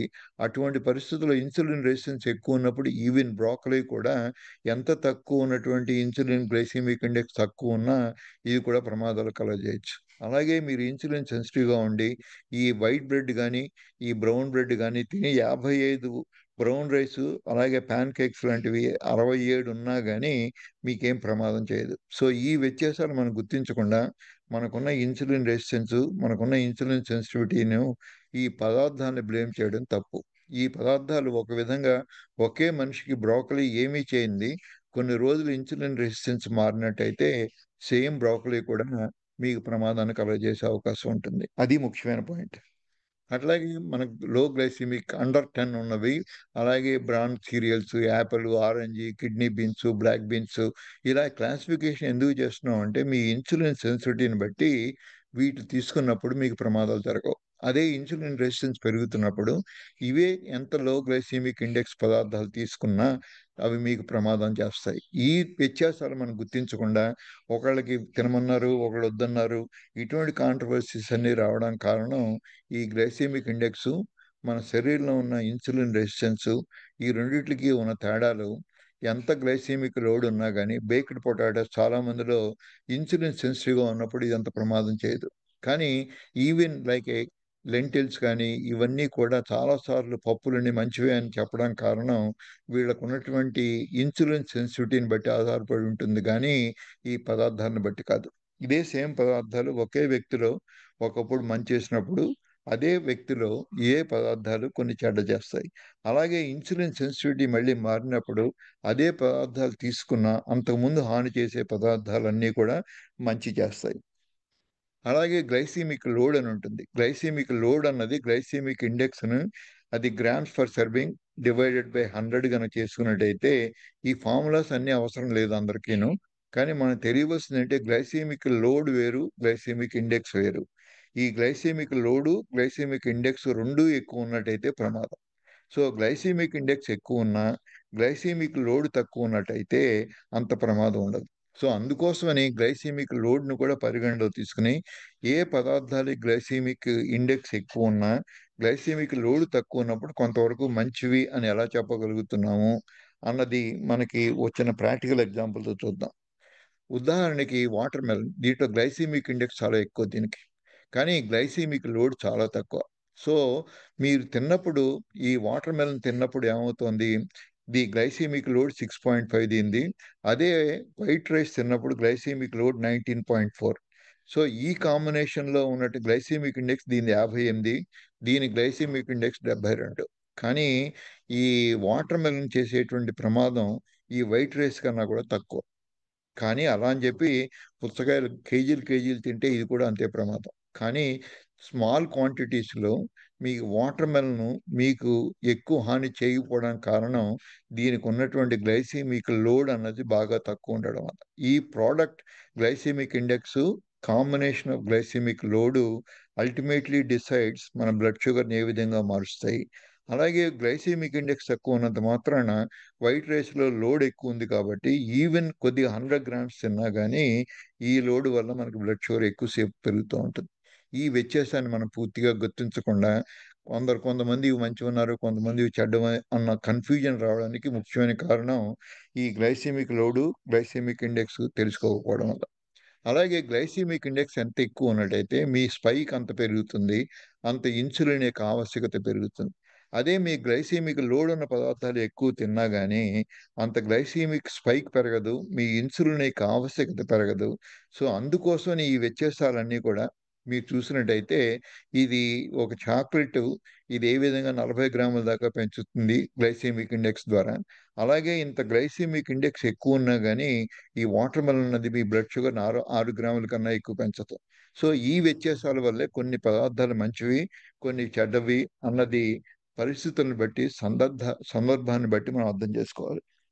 అట్లాగే గ్లైసెమిక్ ఇండెక్స్, ఇన్సులిన్ మీరు చూసినట్టయితే గ్లైసెమిక్ ఇండెక్స్ ఎంత ఎక్కువ ఉంటే 100 దరిదాపులు ఉంటే, గ్లూకోజ్ అని చూసినట్టయితే కార్బోహైడ్రేట్స్ మనం తిన్నప్పుడు 100 గ్రాములు తింటే ఉజ్జాయింపుగా 100 యూనిట్ల ఇన్సులిన్ ఆవశ్యకత వస్తుంది. అదే ప్రోటీన్స్ తిన్నప్పుడు 40 యూనిట్లు, అదే ఫ్యాట్స్ తిన్నప్పుడు 5 యూనిట్లు, అంతకన్నా ఎక్కువ అవసరం ఉండదు. అసలు ఇన్సులిన్ లేకుండా ఈ మూడింటిని దేన్ని అరిగించుకోలేం. ఫ్యాట్స్ తిన్నా కానీ ఇన్సులిన్, అదే అందుకో టైప్ 1 డయాబెటీస్లో ముఖ్యంగా ఓన్లీ ఫ్యాట్స్ తిన్నా కానీ ప్రమాదాలు ఎందుకు కలుగుతాయంటే ఇన్సులిన్ అనేది లేకపోవడం వల్ల. కొద్దో గొప్ప ఇన్సులిన్ లేకపోతే ఫ్యాట్స్ని కూడా అరిగించుకోలేం. కానీ ఫ్యాట్స్ని అరిగించుకోవడానికి కావాల్సిన ఇన్సులిన్ దానికి 5 యూనిట్లు అవసరం వస్తే కార్బోహైడ్రేట్స్ అరిగించుకోవడానికి 100 యూనిట్లు. అంటే అంత డిఫరెన్స్ ప్రపోర్షన్లో ఉంది కాబట్టి ఫ్యాట్స్ యొక్క మెటబాలిజం వేరుగాను, కార్బోహైడ్రేట్స్ మెటబాలిజం వేరుగాను ఉంది. దీనికి ఇన్సులిన్కి చాలా దగ్గర సంబంధం ఉంది. అట్లాగే మనం తిన్నటువంటి ఈ మెటీరియల్స్ అన్నీ కూడా మేము చూసినట్టయితే మనం తిన్నటువంటి లాలాజలం దగ్గర నుంచి నోట్ల ద్వారా, అలాగే గ్యాస్ట్రిక్ జ్యూసెస్, ఇంటెస్టైనల్ జ్యూసెస్, ఇవన్నీ కూడా వీటి ఏ పదార్థాలు ఎలా తిన్నా, అన్ని కలిపి తిన్నా, విడివిడిగా తిన్నా పెద్ద ఎక్కువ తేడా ఉండదు. కొద్దిమంది అనుమానం ఏంటంటే ఫ్యాట్స్ ఒకటి విడిగా తింటే దాని మెటబాలిజం వేరుగా ఉంటుందని, కార్బోహైడ్రేట్స్ కలిపి తింటే అవి రెండు కూడా ప్రమాదం చేస్తాయని, ఈ విధమైన కొన్ని వ్యత్యాసాలు కొంతమంది నమ్ముతున్నారు. దానికి ఉన్న కారణం ఏంటంటే ఏమన్నా ఉంటే కార్బోహైడ్రేట్స్ కలిపి తిన్నప్పుడు ఆ వచ్చిన ఇన్సులిన్ స్పైక్ వల్ల ఎక్కువ ప్రమాదాలు జరిగే అవకాశం ఉంటుంది. అదే విడివిడిగా తిన్నప్పుడు ఇన్సులిన్ స్పైక్ లేనప్పుడు ఏ పదార్థాలు ఎలా తిన్నా మనకి పెద్ద ప్రమాదం ఉండదు. సో ఏ కాంబినేషన్లో తిన్నప్పుడు కార్బోహైడ్రేట్స్ ఫ్యాట్స్ కానప్పుడు ప్రోటీన్స్ ఫ్యాట్స్ తిన్నప్పుడు ఇన్సులిన్ స్పైక్ ఉండదు. అందుకోసమే ప్రోటీన్స్ ఫ్యాట్స్ కాంబినేషన్ తిన్నప్పుడు అవి ప్రమాదం చేయదు.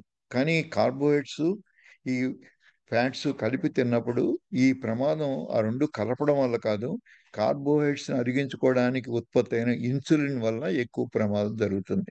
సో ఆ విధంగా కానప్పుడు మనం విడివిడిగా చూసినా, కలిపి తిన్నా మనకున్నటువంటిది అన్నీ కూడా ఈ మనం తిన్న పదార్థాలన్నీ కూడా కార్బోహైడ్రేట్స్ అన్నీ కూడా గ్లూకోజ్ గాను, ప్రోటీన్స్ అన్నీ కూడా అమైనో యాసిడ్స్ గాను, ఫ్యాట్స్ అన్న ఫ్యాటీ యాసిడ్స్ గాను విడిపోయి మాత్రమే మన శరీరం నుంచి, మన గట్లోంచి రక్తంలో కలుస్తాయి. అది ముఖ్యమైన విషయం. ఆ విధంగా కలవడానికి విడివిడిగా మనం కలిపి తిన్నా కానీ ఈ గ్లూకోజు, ఈ ఉన్న ఫ్రక్టోజు, ఈ రెండు కూడా ఒక రకమైన ట్రాన్స్పోర్టర్స్ ద్వారాను, మనం తిన్న అమైనో యాసిడ్స్ ఇంకో రకం ట్రాన్స్పోర్టర్స్ ద్వారాను, మనం తిన్న ఫ్యాటీ యాసిడ్స్ ఇంకో విధంగాను శరీరంలో కలిసి మనకున్నటువంటి శరీరంలో ఉన్న రక్తంలో కలుస్తాయి. అందుకోసం కలిపి తిన్న మనం ఈ మూడు కూడా విడివిడిగానే రక్తంలోకి రూపాంతరం చెంది మారుతాయి. దానికి ఉన్నటువంటి టైం కూడా పూర్తిగా మారుతూ ఉంటుంది. ఇది చాలాసార్లు మాట్లాడుకున్నాం మనం. ఈ ఉన్నటువంటి గ్లూకోజు, గ్యాలక్టోజు, ఫ్రక్టోజు ఇవన్నీ మోనోసాకరైడ్స్. ఇవన్నీ కూడా లోపలికి వెళ్ళాలి అంటే ఇన్సులిన్ అవసరం లేదు. దీనికి ఇన్సులిన్ ప్రభావం లేకుండానే మన గట్లోంచి, ఇంటెస్టైన్ యొక్క సెల్లోకి వెళ్తాయి. అక్కడి నుంచి అవి లోపలికి గ్లూకోజ్ ట్రాన్స్పోర్టర్స్ 2 అని ఉంటాయి. దీని ద్వారా రక్తంలో కలుస్తాయి. ఇప్పటిదాకా అసలు ఇన్సులిన్కి ఈ కార్బోహైడ్రేట్స్కి ఏమీ సంబంధం లేదు. ఇవి రక్తంలో కలిసేదాకా. రక్తంలో కలిసిన తర్వాత అప్పుడు ఇన్సులిన్ అవసరం ఉందా, లేక అమైనో యాసిడ్స్కి, అలాగే మనం తీసుకున్న ఫ్యాటీ యాసిడ్స్కి, మనం తీసుకున్నటువంటి గ్లూకోజ్కి ఈ ఇన్సులిన్కి దగ్గర సంబంధం ఏర్పడుతుంది. అప్పటిదాకా ఈ ఉన్నటువంటి గ్లూకోజ్ ట్రాన్స్పోర్టర్స్, ముఖ్యంగా ఫ్రక్టోజ్ అన్నది గ్లూకోజ్ ట్రాన్స్పోర్టర్స్ 5 ద్వారా వెళ్తుంది. దీనికి కూడా ఇన్సులిన్ అవసరం లేదు. లోపలికి వెళ్ళిన తర్వాత సెల్లోకి వెళ్ళడానికి, ముఖ్యంగా లివర్ సెల్లోకి, ఫ్యాట్ సెల్లోకి, మజిల్ సెల్లోకి వెళ్ళడానికి ఇన్సులిన్ అవసరం వస్తుంది తప్ప మనం తిన్న ఆహార పదార్థాలు గట్లోంచి, ఇది కూడా సెల్లే, ఈ సెల్లోకి రావడానికి ఇన్సులిన్కి సంబంధం లేదు. అలా వచ్చిన తర్వాత వచ్చినటువంటి ఇన్సులిన్ ఎప్పుడు అవసరం వస్తుంది అంటే మనకున్న రక్తంలో కలవడానికి ఇన్సులిన్కి సంబంధం లేదు, ఉన్నా లేకపోయినా. అందుకోసం టైప్ 1 డయాబెటీస్ వాళ్ళకి ఇన్సులిన్ అనేది లేకపోయినా వాళ్ళ బ్లడ్ షుగర్స్ పెరగడానికి కారణం ఇన్సులిన్ యొక్క ప్రమేయం లేకుండా మనం తిన్న పదార్థాలన్నీ రక్తంలో కలవడం. ఇది ముఖ్యమైన తేడా. అదే టైప్ 2 డయాబెటీస్‌లో వేరుగా ఉంటుంది. టైప్ 1 డయాబెటీస్‌లో అసలు ఇన్సులినే ఉండలేదు. అసలు ఇన్సులినే లేనప్పుడు ఇన్సులిన్ లేకుండా బ్లడ్ షుగర్ లోపలికి వెళుతుంది అనే ప్రభావం లేని పక్షంలో రక్తంలో టైప్ 1 డయాబెటీస్‌లో వాళ్ళకి అసలు బ్లడ్ షుగర్ పెరగకూడదు. ఎందుకంటే ఇన్సులినే లేదు కాబట్టి. కానీ బ్లడ్ దాకా వెళ్ళడానికి ఇన్సులిన్‌కి సంబంధం లేదు కాబట్టి టైప్ 1 డయాబెటీస్‌లో కూడా రక్తంలో బ్లడ్ షుగర్ పెరగడానికి కారణం మనం తిన్న బ్లడ్ షుగరే. దానికి సంబంధం లేదు. కానీ ఒకసారి మనం ఇంటెస్టైన్‌లోంచి వెళ్ళిన తర్వాత దీంట్లో మన శరీరంలో ఉన్న లివర్‌లో ఏ విధంగా వాడుకుంటాం, మజిల్‌లో ఏ విధంగా వాడుకుంటాం, ఈ ఫ్యాటీ టిష్యూలో ఏ విధంగా వాడుకుంటాం, మనకున్నటువంటి షుగరు అన్నది ఇన్సులిన్‌కి దగ్గర సంబంధం ఉంది. అందులో కూడా ఒకే విధంగా ఇన్సులిన్ ఈ 3 టిష్యూల్ని ప్రభావితం చేయదు. దీనికోసమనే మనం తెలుసుకోవాల్సింది GLUT1 ద్వారా వెళ్ళేటువంటి దీనికి ఇన్సులిన్ అవసరం లేదు. అలాగే GLUT4 ద్వారా మాత్రమే ఇన్సులిన్ డిపెండెంట్. ఇది ఎక్కడెక్కడ GLUT4 ఉన్నాయి, ఎక్కడెక్కడ GLUT1 ఉన్నాయి, GLUT2 ఉన్నాయి, GLUT3 ఉన్నాయి, GLUT5 ఉన్నాయి అన్న దాన్ని బట్టి ఇన్సులిన్ ఆవశ్యకత పెరుగుతుంది. అలాగే SGLT1, SGLT2 దీనికి కూడా ఇన్సులిన్ అవసరం లేదు. దీనికే ఈ ప్రభావితాన్ని వాడుకునే ఇప్పుడు డయాబెటిస్ మందులన్నీ కూడా ఈ SGLT2 ఇన్హిబిటర్స్ వీటిని వాడుకుని మనకున్న డయాబెటిస్‌ని నియంత్రించగలగడానికి కారణం దీనికి ఇన్సులిన్‌కి సంబంధం లేకపోవడం. ఇవి ఈ మధ్య కాలంలో ఎక్కువ మంది డయాబెటిస్‌ని కంట్రోల్ చేయడానికి ఈ మెకానిజాన్ని దీన్ని వాడుకుని కిడ్నీలో ఉన్నటువంటి ఈ SGLT2 ఇన్హిబిటర్స్‌ని మనం ప్రభావితం చేసి మన బ్లడ్ షుగర్‌ని కంట్రోల్ చేసుకుంటున్నాం. అలాగే కొంతవరకు SGLT1 ఇన్హిబిటర్స్ వీటిని గనక చేసుకున్నట్టయితే శరీరంలో అసలు మనం గ్లూకోజ్‌ని పెరగకుండా కూడా డయాబెటిక్ డ్రగ్స్‌లో వాళ్ళు చేసుకోవచ్చు. ఈ రెండిట్ల ప్రభావాన్ని బట్టి మనం వాడుకునేటువంటి డయాబెటిక్ డ్రగ్స్ ఏ విధంగా మనకు ఉపయోగపడతాయి, ఎంతవరకు ఉపయోగపడతాయి అన్నది పూర్తిగా అర్థమవుతుంది. ఈ రెండిట్ల నుంచి ఈ ట్రాన్స్‌పోర్టర్స్ గురించి తెలియకున్నంత వరకు మనం తప్పుడు అవగాహనలో ఉండి ప్రతి డయాబెటిక్ మందు కూడా హాని చేస్తుంది అనే ఒక అపనమ్మకానికి, అవన్నీ కూడా ఇన్సులిన్ ప్రేరేపిస్తాయనే ఒక అపనమ్మకానికి మనం లోనవుతాం. అటువంటివి కాకుండా ఇవన్నీ కూడా ఈ 2 ట్రాన్స్‌పోర్టర్స్‌ని ఇన్‌ఫ్లూయెన్స్ చేసే మందులు ఏవి కూడా మనకంత ప్రమాదకరంగా ఉండవు. అందుకోసమనే మనం తీసుకునే మందులు ఏ విధంగా తీసుకుంటున్నాం, వాటి యొక్క ప్రభావితం దేని మీద ఉంటుంది అన్నది తెలియకుండా ఉన్నప్పుడు మందులన్నీ తప్పు అనే ఒక తప్పుడు ఆలోచనలో కూడా మనం అభిప్రాయపడే అవకాశం ఉంటుంది. సో అట్ల కోసమని ఈ గ్లూకో ట్రాన్స్‌పోర్ట్స్ ఎక్కడెక్కడ ఉన్నాయి, ఏ విధంగా ఉన్నాయి, ఏ విధంగా డిస్టర్బ్ అయ్యి ఉన్నాయి, అట్లాగే బ్రెయిన్‌లో వెళ్ళడానికి ఇన్సులిన్‌కి అసలు అవసరం లేదు. బ్రెయిన్‌లో గ్లూకోజ్ వాడుకోవడానికి. అట్లాగే లివర్‌లో కూడా కొంతవరకు గ్లూకోజ్ 2, గ్లూకోజ్ 1 ఉన్నప్పుడు అవసరం లేదు. ఈ గ్లూట్4 అని ఎక్కడెక్కడ ఉన్నాయో, ఈ గ్లూట్4 అన్నది ఎక్కడెక్కడ ఉందో అక్కడ ఇన్సులిన్ తప్పనిసరిగా అవసరం వస్తుంది. ఈ గ్లూట్4 లేనటువంటి ట్రాన్స్‌పోర్టర్స్ వేటికి ఇన్సులిన్ అవసరం ఉండదు. ఈ వ్యత్యాసాలన్నీ కూడా మనం డయాబెటిస్‌ని ఎంత బాగా అర్థం చేసుకోవాలి అనే దానికి చాలా ఇంపార్టెంట్. అలాగే ఒకసారి సెల్‌లోకెళ్ళిన తర్వాత మనం చూసినట్టయితే ఇన్సులిన్ రిసెప్టార్స్ ముఖ్యంగా మజిల్ సెల్లు, ఫ్యాట్ సెల్లు, అలాగే లివర్ సెల్లు. ఈ మూడిట్లికి కూడా ఇన్సులిన్ అనే కీ అవసరం. ఇది లేని పక్షంలో ఈ 3 టిష్యూస్‌లోకి గ్లూకోజ్ లోపలికి వెళ్ళలేదు. ఒకవేళ వెళ్ళినా అతి తక్కువగా అది కన్వర్ట్ అవుతుంది. సో, ఇలా వెళ్ళిన గ్లూకోజ్ ఏమవుతుందంటే మనం తెలుసుకోవాల్సింది ఈ లోపలికి వెళ్ళినప్పుడు మన అవసరాలను బట్టి ఇమ్మీడియేట్‌గా ఈ ఇన్సులిన్ ప్రభావంతోటి గ్లూకోజ్ అన్నది రక్తంలోంచి సెల్‌లోకి ముఖ్యంగా లివరు, ఎడిపోస్ టిష్యూ, మజిలు వీటిలో మాత్రమే మనం మాట్లాడతాం. ఇక్కడ ఎనర్జీగా మారి ఏటీపీ అనే ఎనర్జీగా మారుతుంది. అలా కాకుండా ఎక్కువ మిగిలిపోయినప్పుడు అది ఫ్యాట్‌గా మారుతుంది. ఎంత ఫ్యాట్‌గా మారితే ఈ గ్లూకోజు ఈ సెల్‌కి అంత ప్రమాదం. దీనివల్ల ఈ ఫ్యాట్‌గా మారినప్పుడు ఈ ట్రాన్స్‌పోర్టర్స్‌ని ఇక్కడ బ్లాక్ చేసి దీన్ని గ్లూకోజ్‌ని ఎంటర్ కానివ్వకుండా ఇన్సులిన్ ఉన్నా గాని ఇది గ్లూకోజ్‌ని ఎంటర్ కానివ్వకుండా ఉపయోగపడేది, అడ్డం పడేది ఈ ఫ్యాట్. ఈ ఫ్యాట్ గనక మజిల్‌లో ఎంత ఎక్కువ ఉంటే అంత ప్రమాదం. అలాగే ఈ ఫ్యాట్ గనక లివర్‌లో ఎంత ఎక్కువ ఉంటే అంత ప్రమాదం. ఈ ఫ్యాట్ గనక చెడ్డ ఫ్యాట్‌గా ఉంటే ఫ్యాటీ టిష్యూలో కూడా అంత ప్రమాదం. సో, మనం తీసుకునే ఎక్సెస్ ఎనర్జీ అది ఏ రూపంలో తీసుకున్నా గానీ అది కొవ్వు పదార్థాలుగా డిపాజిట్ అయిన తర్వాత దాన్ని వాడుకోలేని పరిస్థితుల్లో ఎక్టోపిక్ ఫ్యాట్ అంటారు దీన్ని. దీన్నే ఎడిపోస్ టిష్యూలో fat, fatty liver, fatty heart, fatty kidney ఇవన్నీ. ఈ ఫ్యాట్ అన్నది ఎంత ఎక్కువ ఉంటే మజిల్‌లో ఎంత ఎక్కువ ఉంటే మజిల్ రెసిస్టెన్స్ వస్తుంది ఇన్సులిన్‌కి. అలాగే మనకి ఫ్యాటీ లివర్లో ఉన్నట్టయితే ఫ్యాటీ లివర్ ఎంత ఎక్కువ ఉంటే అంత ఇన్సులిన్ రెసిస్టెన్స్ లివర్లో కనబడుతుంది. అలాగే ఫ్యాట్, అబ్నార్మల్ ఫ్యాట్ ఎంత మన కొవ్వు దాంట్లో ఉన్నట్టయితే ఈ అబ్నార్మల్ ఫ్యాట్, ముఖ్యంగా సేరమైడ్, అది ఇన్సులిన్ రెసిస్టెన్స్ కలగజేస్తుంది. సో ఈ విధంగా ఏటీపీగా మారి మొత్తం ఎనర్జీగా కనుక కన్వర్ట్ చేసుకున్నంత కాలము మనకి గ్లూకోజ్ వల్ల ప్రమాదం లేదు. గ్లూకోజ్ చెడ్డదని అనుకోవద్దు. గ్లూకోజ్ కూడా శక్తిని మారించేంత వరకు పర్వాలేదు. కానీ ఎప్పుడైతే అది ఫ్యాటీ యాసిడ్స్గా మారిందో, ఆ ఫ్యాటీ యాసిడ్స్ని వాడుకోలేని పరిస్థితి వచ్చిందో, అప్పుడు మాత్రమే ఈ ఫ్యాటీ యాసిడ్స్ ప్రమాదం. అప్పటిదాకా ఫ్యాటీ యాసిడ్స్ వల్ల కూడా ప్రమాదం లేదు. ఈ విధంగా చూసినట్టయితే అర్థం అవడానికి గ్లూకోజ్ అనేది గ్లైకోజన్ కానీ కరెంట్ అకౌంట్ ఎప్పుడైనా 24 గంటల్లో మన బ్యాంకులో మనం డిపాజిట్ చేసిన మన డబ్బులు మనం వాడుకోవచ్చు. కానీ ఎప్పుడైతే అది గ్లూకోజ్ కానీ గ్లైకోజన్ కానీ మారిపోయిన తర్వాత మనం తిన్న గ్లూకోజ్ కానీ పిండి పదార్థాలు కానీ మనం తిన్న కొవ్వు పదార్థాలు కానీ ఇవి ఫ్యాట్గా మారి ఫిక్స్డ్ డిపాజిట్ రూపంలో మారిపోయినప్పుడు అయితే ఇది మళ్ళీ దీని కన్వర్షన్ ఫ్యాట్ని గ్లూకోజ్గా మార్చుకోవచ్చు, కానీ అంత ఈజీ కాదు. ఈ ఫ్యాట్ని మళ్ళీ గ్లూకోజ్గా మార్చుకోవడానికి జస్ట్ లైక్ ఫిక్స్డ్ డిపాజిట్ని మళ్ళీ మన కరెంట్ అకౌంట్లో మార్చుకోవడానికి మన బ్యాంక్ మేనేజర్ పర్మిషన్ ఎంత అవసరమో, అలాగే బ్యాంకింగ్ అవసరం మాత్రమే మనం ఈ కన్వర్షన్ చేసుకోగలుగుతాం ఫిక్స్డ్ డిపాజిట్ మళ్ళీ కరెంట్ అకౌంట్కి. కరెంట్ అకౌంట్లో ఉన్నంత వరకు ఏటీఎంకి వెళ్ళి 24 గంటల్లో ఎప్పుడైనా దీన్ని వాడుకోవచ్చు, ఎవరి పర్మిషన్ అక్కర్లేదు.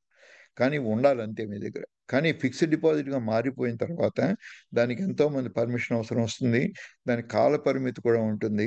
సో అందుకోసమని మధ్యలో కనుక ఫిక్స్డ్ డిపాజిట్ని మనం తొందరగా మార్చేసినట్టయితే దానివల్ల వచ్చే ఇంట్రెస్ట్ కూడా మనం కోల్పోతాము. అందుకోసం బ్యాంక్ మేనేజర్స్ ఎవరు కూడా మీకు హెల్ప్ఫుల్గా ఉండరు, ఆ కాల పరిమితి పూర్తి కాకుండా మీరు తీసుకున్నట్టయితే. అటువంటిది బ్యాంక్ మేనేజర్ లాంటిదే మన ఇన్సులిన్ కూడా.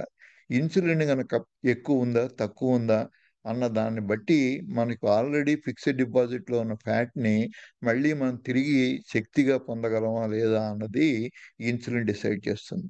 ఇన్సులిన్ ఉన్నంత వరకు ఈ ఫ్యాట్ని కరిగించుకునే పరిస్థితి ఉండదు. ఎప్పుడైతే ఇన్సులిన్ అనేది పరిస్థితులు లేదో, ఎప్పుడైతే మనం కార్బోహైడ్రేట్స్ తినడం తగ్గిస్తామో అప్పుడు మాత్రమే ఫ్యాట్ని వాడుకునే అవకాశం వస్తుంది. అప్పటిదాకా మన శరీరంలో ఉన్న ఫ్యాట్ని మనం వాడుకునే పరిస్థితి రాదు, ఎందుకంటే అది ఫిక్స్డ్ డిపాజిట్లో ఉంది.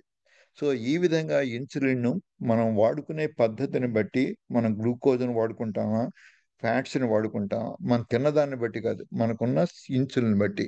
మీరు ఇన్సులిన్ ఎక్కువ ఉన్నప్పుడు ఫ్యాట్ తిన్నా కానీ అది మీకు అనర్థమే తప్ప ఈ ఫ్యాట్ ఏమాత్రం ఉపయోగపడదు. ఎందుకంటే ఇన్సులిన్ ఫ్యాట్ని కరిగించుకోవాలి, ఫ్యాట్ని వాడుకోవాలి అంటే అతి ముఖ్యమైన క్రైటీరియా శరీరంలో ఇన్సులిన్ అనేది ఉండకూడదు. ఇన్సులిన్ ఎక్కువ ఉన్నప్పుడు, ఇన్సులిన్ రెసిస్టెన్స్ ఎక్కువ ఉన్నప్పుడు ఫ్యాట్స్ తిన్నా ప్రమాదమే. ఇది ముఖ్యమైన సూత్రం. దీన్ని అర్థం చేసుకోకుండా ఎన్ని డైట్ ప్రోగ్రాములు చేసినా మనం పూర్తిగా అవగాహన లేకుండా డయాబెటిస్ కంట్రోల్ చేసుకోలేం. సో అలాగే నార్మల్ బ్లడ్ షుగర్ అనేది ఎంత ఉండాలి ఏమిటి అన్నది చూసినట్టయితే మనకి దీంట్లో ఒక 3 చెంచాల షుగర్ అంటే మన బ్రెయిన్ యాక్టివిటీస్కి, ఆర్బీసీ యాక్టివిటీకి, వీటన్నిటికీ కలిపింది అవసరమైంది 15 గ్రాముల నుంచి 20 గ్రాముల కన్నా బ్లడ్ షుగర్ మన అవసరాలకి అవసరం ఉండదు. కానీ ఎప్పుడైతే మన 24 గంటల్లో మన అవసరాలు 15 గ్రాముల నుంచి 20 గ్రాములుగా ఉన్నప్పుడు ఎక్కువ మంది ప్రపంచంలో ఉన్నట్టు వాళ్ళు 300 గ్రాముల నుంచి 400 గ్రాములు పిండి పదార్థాలు తింటున్నాం. ఈ రూపంలో తిన్నప్పుడు కార్బోహైడ్రేట్స్ 15 గ్రాముల దాకా ఉన్నప్పుడు ఇవేం హాని చేయవు, కానీ 300 గ్రాములు తిన్నప్పుడు హాని చేస్తాయి.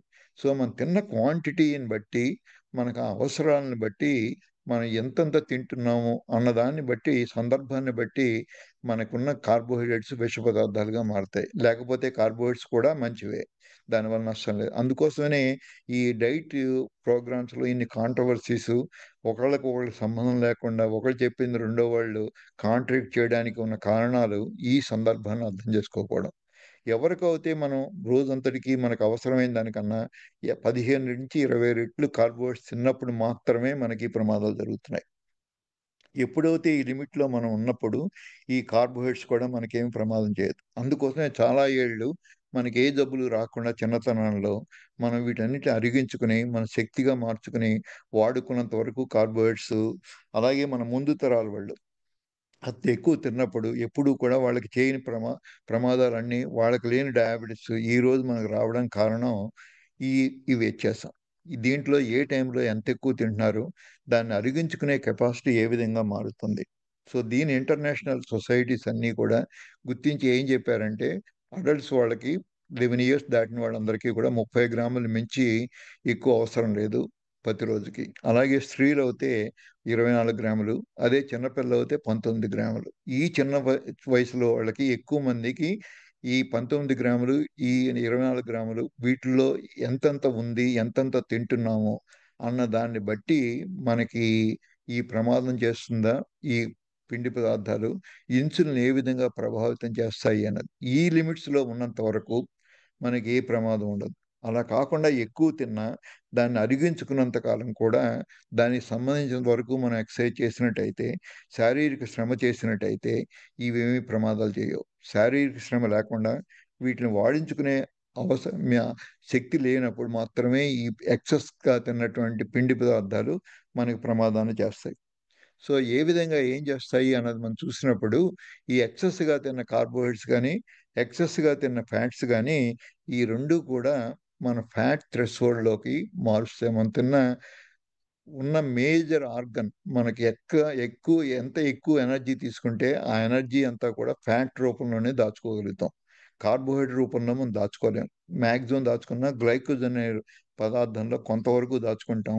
అంతకన్నా ఎక్కువ తిన్నప్పుడు మనం దాన్ని ఫ్యాట్గా మార్చుకుని మన చర్మం కింద కానీ, అలాగే వీని పక్షంలో మన పొట్ట భాగంలో కానీ, అలా వీని పక్షంలో ఇంకా ఫ్యాట్ లివర్లో కానీ, ప్యాంక్రస్లో కానీ, ఇలా చాలా చోట్ల ఈ ఫ్యాట్ అంతా అక్యుములేట్ అవుతుంది. ఇలా ఫ్యాట్ ఎంత అక్యుములేట్ అవుతే అంత ప్రమాదం. దీన్నే పర్సనల్ ఫ్యాట్ థ్రెషోల్డ్ అంటారు. ఇది ఇండివిజువల్ వేరియేషన్ ఉంటుంది. ఇది అందరికీ జెనెటిక్స్ కూడా దీన్ని ఇన్ఫ్లుయెన్స్ చేస్తాయి. ఈ పర్సనల్ ఫ్యాట్ థ్రెషోల్డ్ ఎంత ఉంది అన్న దాన్ని బట్టే మనకు డయాబెటిస్ ఎన్నేళ్లలో వస్తుంది, ఎంత తొందరగా వస్తుంది, అలాగే ఎంత లేటుగా వస్తుంది అన్నది డిసైడ్ చేసేది ఈ పర్సనల్ ఫ్యాట్ థ్రెషోల్డ్. ఇది కొంతవరకు జెనెటిక్స్, కొంతవరకు ఎన్విరాన్మెంటల్, మనం తీసుకునే ఆహార పదార్థాలను బట్టి ఈ ఫ్యాట్ థ్రెషోల్డ్ మారుతుంది. అలాగే ఇన్సులిన్ బట్టి మారుతుంది. అలాగే మనం తీసుకున్నటువంటి ఈ కార్బోహైడ్రేట్సే ప్రత్యేకించి తింటూ వాటి వల్ల ఇన్సులిన్ ఎక్కువ ప్రొడ్యూస్ అయ్యి ఈ ఫ్యాట్ థ్రెషోల్డ్ కనుక మనం దాటిపోతే అప్పటిదాకా ఉన్నటువంటి ఫ్యాట్ సెల్స్ అన్ని నెంబర్ ఆఫ్ సెల్స్ పెరిగేవన్నీ కూడా ఈ ఫ్యాట్ థ్రెషోల్డ్ని బట్టి అవన్నీ కూడా నెంబర్ ఆఫ్ సెల్స్ పెరగకుండా ఉన్న సెల్సే పెద్దవవుతూ ఉంటాయి. అలా పెద్దవైనప్పుడు ఇవి ఎన్నో ప్రమాదం చేస్తాయి. లైపోటాక్సిటీ అన్నది ఇప్పుడు నుంచి మొదలవుతుంది. ఇప్పుడు దాకా ఫ్యాట్ మనకి హాని చేయింది, ఈ పరిస్థితి వచ్చేప్పటికి హాని చేయడం మొదలవుతుంది. యా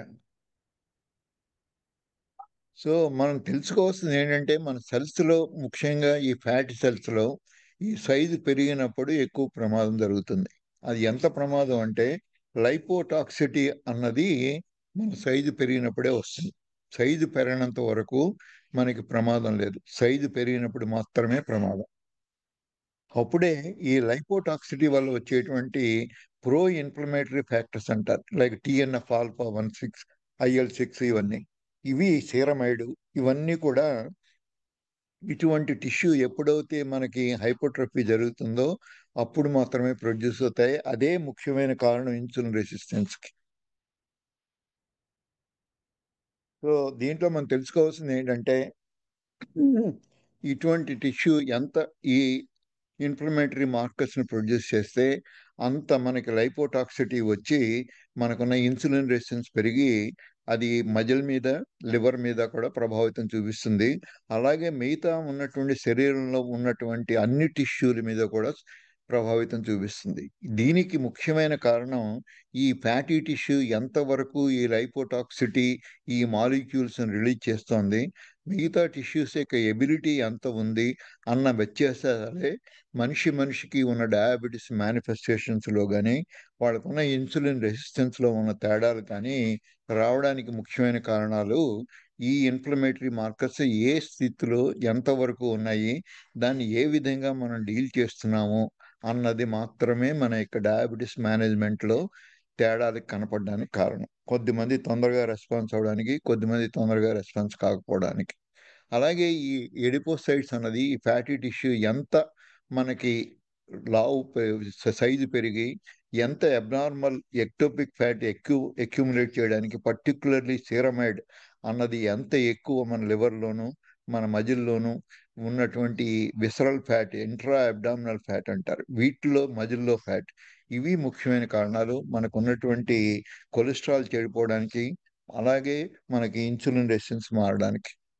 సో ఈ విధమైన తేడాలే మనం చూస్తున్నాము. అవి ఎంతవరకు మన శరీరంలో ఈ ఇన్ఫ్లమేటరీ మార్కర్స్ అన్నది మారుతున్నాయి, దీనికి ఉన్న ఫ్యాటీ టిష్యూ ఎంత కంట్రిబ్యూట్ చేస్తోంది, మనకున్న మజిల్ టిష్యూ ఎంత కంట్రిబ్యూట్ చేస్తోంది, మనకున్న అబ్డమన్లో ఉన్నటువంటి ట్రంకల్ ఒబేసిటీ అన్నది ఎంత ఇన్ఫ్లుయెన్స్ చేస్తోంది అన్నది, ఈ ఫ్యాట్ ఎంతవరకు అక్యూములేట్ అయింది, ఈ ఫ్యాట్ ఎటువంటి పదార్థాలని ప్రొడ్యూస్ చేస్తోంది అన్న దాన్ని బట్టి మనకున్న జబ్బులు, మనకున్నటువంటి సివియరిటీ, అది ఉన్న జబ్బులో కూడా సివియరిటీని కూడా డిసైడ్ చేసేది ఈ ఇన్ఫ్లమేటరీ మార్కర్స్.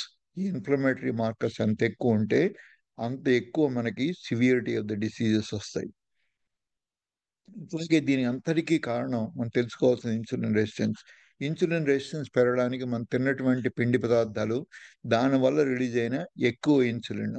సో పిండి పదార్థాలే మనం తగ్గించేసినట్టయితే, ఆర్ మానేయగలిగితే, పూర్తిగా కూడా మానేయగలిగితే, ఇన్సులిన్ అనేది ప్రొడక్షనే లేనప్పుడు, ఎప్పుడైతే ఇన్సులిన్ అతి తక్కువగా ఉంటుందో మన శరీరంలో ఉన్న కొవ్వు అంతా కూడా కరిగే అవకాశం ఉంటుంది, మనకున్న ఒబేసిటీ తగ్గే అవకాశం ఉంటుంది. దానికి ఇన్సులిన్కి అంత దగ్గర సంబంధం. ఇన్సులిన్ ఎంత తక్కువ ఉన్నప్పుడు మాత్రమే మన ఫ్యాటు శరీరంలో ఉన్నది కరుగుతుంది. అలా కాకుండా ఇన్సులిన్ రెసిస్టెన్స్ ఎక్కువ ఉన్నా, ఇన్సులినే ఎక్కువ ఉన్నా మన శరీరంలో ఉన్న ఫ్యాట్ కరిగే అవకాశం లేదు. అందుకోసం కొంతవరకు కూడా ఈ ఒబేసిటీ ఉన్న వాళ్ళు తగ్గినా, కొంతవరకు కూడా బ్లడ్ షుగర్స్ అన్నవి తగ్గినా, ఎక్కువ కాలం తగ్గి ఉండకపోవడానికి కారణం మళ్ళీ వాళ్ళ శరీరంలో ఉన్న ఫ్యాట్ కంటెంట్ ఎంత ఉంది, ఆ ఫ్యాట్ కంటెంట్ ఎన్ని రకాల ఈ ఇన్ఫ్లమేటరీ ప్రోడక్ట్స్ని ప్రొడ్యూస్ చేస్తుంది అన్న దాన్ని బట్టి ఆధారపడి ఉంటుంది. కానీ దీని అంతటికీ కూడా ముఖ్యమైన కారణం ఇన్సులిన్ నియంత్రించేది మనం తీసుకున్న పిండి పదార్థాలు, ముఖ్యంగా రిఫైన్డ్ ప్రాసెస్డ్ ఫుడ్, దాంతోపాటు కలుతున్న ఫ్యాట్, ఈ రెండు కూడా మన ఇన్సులిన్ రెసిస్టెన్స్ని పెంచడానికి తోడ్పడతాయి. సో వీటన్నిటి అర్థం చేసుకోవడానికి ఈయన చెప్పింది ఈ మెటబాలిక్ సిండ్రోమ్ అన్న ఆయన ఎంతో విధంగా ఇన్సులిన్ రెసిస్టెంట్ సిండ్రోమ్ అంటారు. దీనికి ఉన్న ముఖ్యమైన లక్షణాలు, మనం తిన్న ఆహార పదార్థంలో ఇన్సులిన్ చెడిపోయినప్పుడు వీటిలో ఉన్నటువంటి ఏ 5లోనూ, ఏ 3లోనూ, ఏ 2 కానీ అంతకన్నా ఎక్కువ ఉన్నప్పుడు ఈ జబ్బు లక్షణాలనే బయటపడతాయి.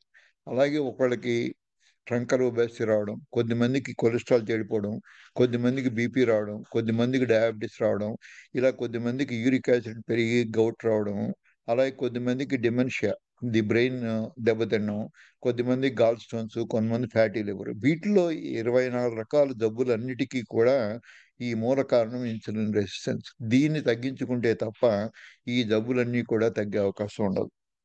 సో వీటిలో గనక ముఖ్యంగా మనం ఈజీగా తెలుసుకోవడానికి, ఈ ఉన్న వేస్ట్ సర్కంఫరెన్స్ మగవాళ్ళ 40 ఇంచుల కన్నా ఎక్కువ, ఆడవాళ్ళ 30 ఇంచుల కన్నా ఎక్కువ ఉండి, అలాగే ట్రైగ్లిసరైడ్స్ ఎక్కువ ఉండి, అలాగే బ్లడ్ షుగర్ కనుక 100 కన్నా ఎక్కువ ఉండి, అలాగే బీపీ కనుక ఉన్నట్టయితే, ఈ 5 లక్షణాల్లో ఏ 3 లక్షణాలు ఉన్నా కానీ వీళ్ళందరికీ ఇన్సులిన్ చెడిపోయిందని చెప్పచ్చు. కానీ వీళ్ళలో, ఇటువంటి వాళ్ళలో కూడా మనం ఇన్సులిన్ ఎంత పెరిగింది అన్న తెలుసుకునేదాకా మనకి ఇన్సులిన్ రెసిస్టెన్స్ వల్ల జరిగింది ఇదొక్కటే కారణం అని చెప్పలేం. ఎందుకంటే మిగతా కారణాల వల్ల కూడా 100కి ఒక 5% ఇవన్నీ ఇన్సులినే కాకుండా మిగతావి కూడా ప్రభావితం చేస్తాయి, కంజెంటల్ డిసీజెస్ ఎన్నో.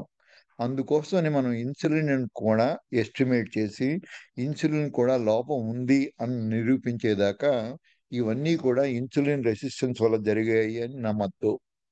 అలాగే ఇన్సులిన్ సెన్సిటివిటీని పెంచేవన్నీ కూడా ముఖ్యమైన కారణం ఏంటంటే, అందరూ చిన్న చిట్కా వైద్యాలు ఇవన్నీ కూడా ఇన్సులిన్ సెన్సిటివిటీని పెంచుతాయి, ఇన్సులిన్ రెసిస్టెన్స్ తగ్గుతాయి. అందుకోసమనే మనం ఏం చేస్తాం, intense workouts, high altitudes, fasting, brisk walk, జీలకర్ర, సిన్నమం, దాల్చిన చెక్క, vinegar, magnesium, mineral water, vitamin K2, ఇటువంటివి, even green tea, losing abdominal fat, meditation, sex, ఆ bear hug, peaceful dinner parties, adequate sleep, ఇలా ఎన్నో రకరకాల జీవితంలో మనం చేసేటువంటివి, ఆఖరికి జింజరు, గార్లిక్, టర్మరిక్, ఇవన్నీ కూడా బ్లాక్ పెప్పరు. అందుకోసం చాలా మంది చిట్కా వైద్యంలో ఇవన్నీ చేస్తున్నాము, ఇవన్నీ ఇన్సులిన్ తగ్గిపోతుంది, డయాబెటీస్ తగ్గిపోతుంది అని చెప్పడానికి కారణం ఇవన్నీ కూడా ఇన్సులిన్ మారుస్తాయి. కానీ ఎంత డోస్ అవసరం, ఎంత కాలం చేయాలి అన్నది ఇండివిజువల్ వేరియేషను, ఇండివిజువల్ రెసిస్టెన్స్ని బట్టి ఆధారపడి ఉంటుంది. అందుకోసం ఒకళ్ళకి పశువు తొందరగా పనిచేసినంత మాత్రాన ఈ టర్మరిక్ ఇంకోళ్ళకి అదే క్వాంటిటీలో అది పనిచేయకపోవడానికి కారణం వాళ్ళకున్న ఇన్సులిన్ రెసిస్టెన్స్ తేడా. అందుకోసం టర్మరిక్ ఒకటి వాడితే సరిపోతుందా లేదా, జింజర్ ఒకటి వాడితే సరిపోతుందా లేదా, వెల్లుల్లిపాయ తింటే సరిపోతుందా లేదా, ఇటువంటి డిస్కషన్స్ అన్నీ ఎందుకు వస్తున్నాయంటే వీటన్నిటికీ వ్యత్యాసాలు ఉన్నాయి. ఇన్సులిన్ మార్చగలిగే కెపాసిటీ మారుతుంది. అందుకోసం వీటి మీద ఎక్కువ అర్థం చేసుకోవాలి తప్ప గార్లిక్ కొద్ది మందికి పనిచేసింది కాబట్టి అందరికీ యూనిఫామ్ గా పనిచేయాలని లేదు. ఎందుకంటే వాడుకున్న ఇన్సులిన్ బట్టి మారుతుంది. అలాగే గార్లిక్ అందరికీ కూడా ఒకే విధంగా సెన్సిటివ్గా అందరికీ ఉండదు. పైగా ఎంత క్వాంటిటీ తినాలి, ఒకళ్ళకి ఒక ఉల్లిపాయ తింటే సరిపోవచ్చు, కొద్దిమందికి 10 తిన్నా సరిపోకపోవచ్చు. సో ఈ వ్యత్యాసాలన్నీ మనం మాట్లాడకుండా గార్లిక్ మంచిది, గార్లిక్ చెడ్డది, పసుపు మంచిది, పసుపు చెడ్డది అనుకున్నటువంటి ఇటువంటి అవగాహనలన్నీ కూడా మన పూర్తిగా దీని డయాబెటీస్ని కానీ డయాబెటీస్ నియంత్రించుకోవడానికి కానీ ఉపయోగపడవు. అలాగే వాట్ ఆర్ ద కాప్స్ అన్నది మనం తెలుసుకోవాల్సినప్పుడు ఇవన్నీ కూడా వీటిలో కాప్స్ ఉంటాయి. వీటిలో ఎంతెంత ఉన్నాయి, ఏమిటి అనేది క్వాంటిటీ ఇంపార్టెంట్. ముఖ్యంగా మనం చూసినట్టయితే స్టాండర్డ్గా మనం తీసుకోవాల్సింది ఈ కాప్స్ గురించి. దీన్ని హోల్ గ్రెయిన్ బ్రెడ్ అంటారు. 2 స్లైసులు కనుక తిన్నప్పుడు టోటల్ కాప్స్ 42.6 గ్రాములు ఉంటాయి. దీంట్లో ఫైబర్ 6.9 గ్రామ్స్ ఉంటుంది. ఈ 6.9 ఈ 42లో తీసేసినట్టయితే మిగిలింది నెట్ కాప్స్ అంటారు. సో ఆ విధంగా మనం చూసినప్పుడు ఏ 36 అంతా ఉన్నప్పుడు ఇది నెట్ కాప్స్ కింద వస్తుంది. దీన్ని స్టాండర్డ్గా తీసుకుని దీంతో మిగతావన్నీ కంపేర్ చేద్దాం. అది ఈ విధంగా మనకి, లేకపోతే అందరికీ 100 గ్రాములు 50 గ్రాములు అంటే కష్టం. 2 స్లైసెస్ ఆఫ్ బ్రెడ్ స్టాండర్డ్గా తీసుకుని దాంట్లో ఉన్న టోటల్ కార్బోహైడ్రేట్స్ 42 గ్రాములు అంటే 43 కింద తీసుకుందాం దీన్ని. 43 గ్రాములు కార్బోహైడ్రేట్స్. సో ఈక్వలెంట్గా మనం చూసినట్టయితే ఒక బనానా తిన్నప్పుడు దీంట్లో 40 గ్రాములు కార్బోహైడ్రేట్స్, ఫైబర్ 4.5 ఉంది. సో ఒక బనానా తింటే that is equal to 2 slices bread తిన్నట్టే. సో అట్లాగే మనం గనక 2 స్లైసెస్ బ్రెడ్ తిన్నప్పుడు ఎంత కార్బోహైడ్రేట్స్ వస్తాయో అన్ని లెంటిల్స్ బాయిల్డ్ 1 కప్పు 200 గ్రాములు తిన్నప్పుడు ఎంత వస్తుంది. ఇవన్నీ రఫ్గా మనకి ఇటువంటి పదార్థాలు తిన్నప్పుడు దీని గ్లైసెమిక్ ఇండెక్స్ ఎంత ఉంటుంది, గ్లైసెమిక్ లోడ్ ఎంత ఉంటుంది, equal to the bread 2 slices తింటే ఎంతో. 2 స్లైసెస్ బ్రెడ్ ప్రమాదమే. అందుకోసమని ఈ ప్రమాదకరమైన పదార్థంతో మనం కంపేర్ చేస్తున్నాం కాబట్టి అందరికీ అర్థమవుతుందని చెప్తున్నాను నేను. అట్లాగే 3 పొటాటాలు తిన్నప్పుడు 250 గ్రాములు, దీంట్లో టోటల్ కాస్ట్ 42.5 ఉంటాయి. అంటే ఈక్వల్ టు 2 స్లైసెస్ బ్రెడ్ తింటే ఎంతో 3 పొటాటాలు తిన్నా అంతే. అలాగే చిలకడ దుంప స్వీట్ పొటాటో అందరూ మంచిదే అని చెప్తారు. ఏదో కొద్దిగా 1, 2 స్లైసెస్ మంచివే. కానీ అదే 200 గ్రాములు తిన్నట్టయితే అది 2 స్లైసెస్ బ్రెడ్ తింటే ఎంత ప్రమాదం అంత ప్రమాదం. అట్లాగే మీరు తీపి గుమ్మడికాయ పంప్కిన్ ఉంది. ఇది కూడా మంచిదే. చాలా మంది రికమెండ్ చేస్తాం. కానీ ఇదే 900 గ్రాములు తింటే అంటే 1 కేజీ దాకా తిన్నట్టయితే 2 స్లైసెస్ తింటే ఎంతో ఇది. 1 కేజీ అనేది అందరూ తినలేము. అందుకోసం అని దీంట్లో తినే 100 గ్రాములు, 50 గ్రాములు పంప్కిన్ తిన్నప్పుడు మనకు రాని ప్రమాదం అదే 1000 గ్రాములు అంటే 900 గ్రాముల దాకా తిన్నప్పుడు ప్రమాదం జరుగుతుంది. సో ఎంత తింటున్నాము, this is the one which makes all the glycemic load difference. So అందుకోసం ఈ కంపారిజన్లు మనం తినేటువంటి పదార్థాలు మెజర్ చేసుకుని ఎంత తింటున్నాము ఏమిటి అనేది.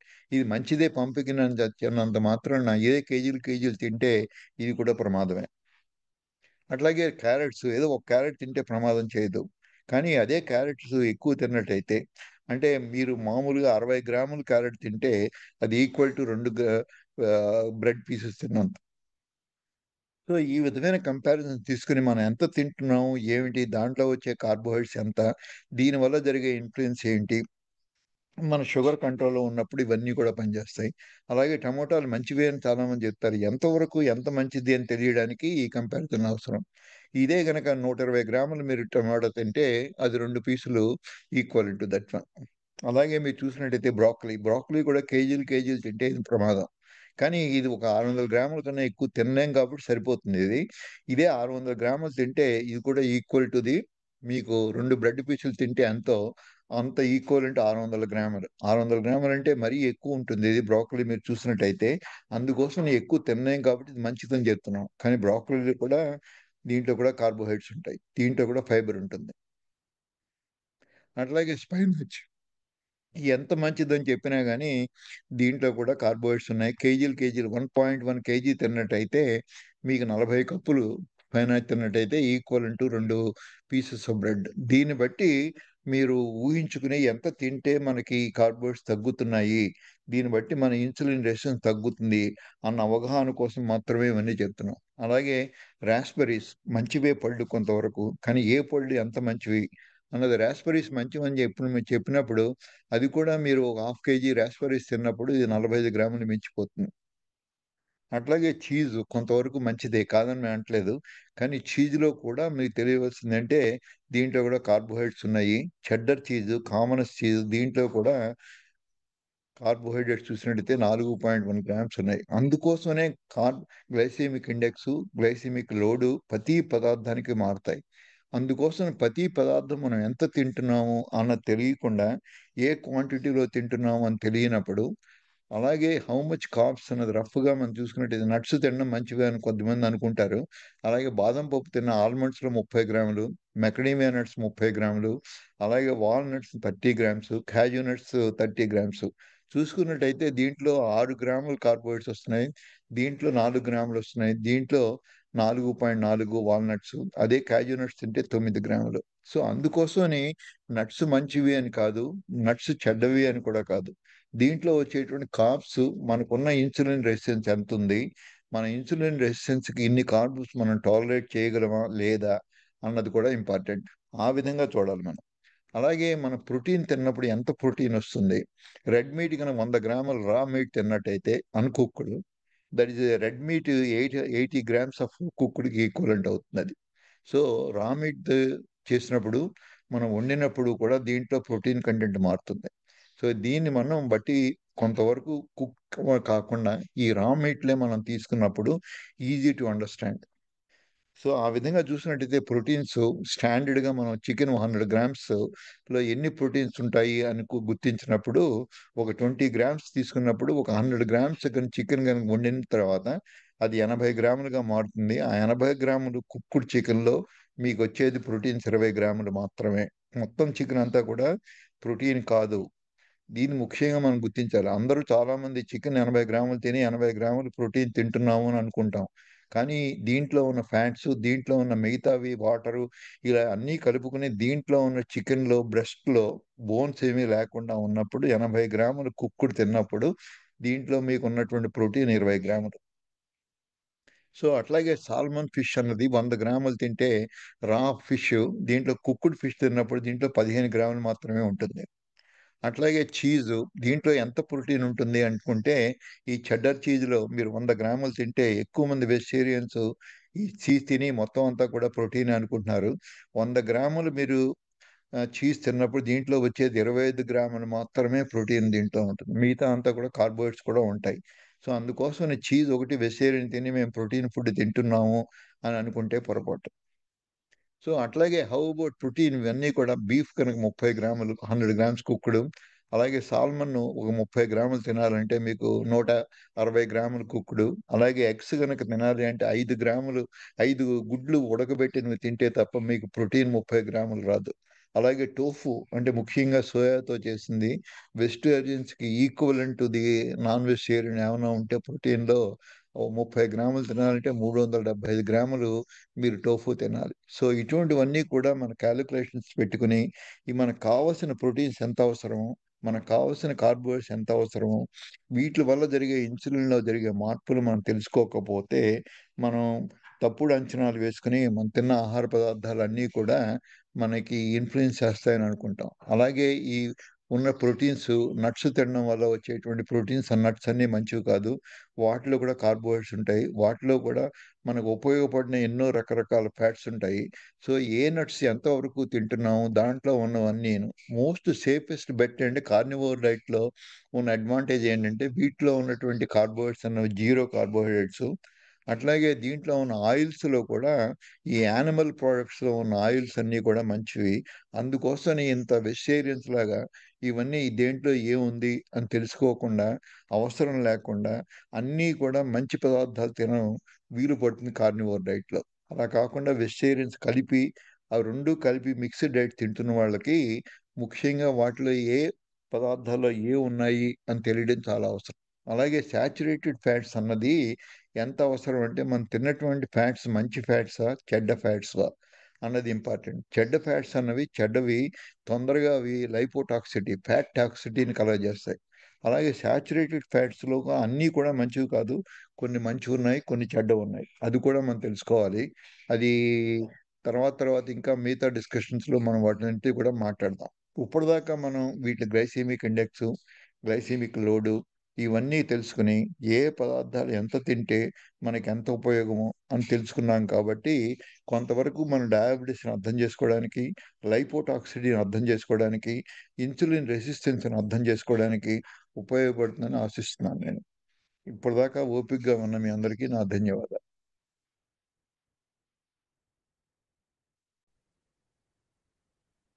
మిత్రులారా, ఇప్పటి వరకు విన్న క్లాసులోని విషయాలపై ప్రశ్నలు వేయవలసిందిగా కోరుతున్నాము. వ్యక్తిగత సమస్యలు ఇటువంటి తరగతిలో చర్చించడం, వాటికి పరిష్కారం చెప్పడం సాధ్యం కాదు. కాబట్టి సబ్జెక్టు పైనే ప్రశ్నలు వేయవలసిందిగా కోరుతున్నాము. ఎవరికన్నా ప్రశ్నలు వేయాలనుకుంటే అన్మ్యూట్ చేసుకొని అడగండి. సబ్జెక్టు మీదే అడగండి.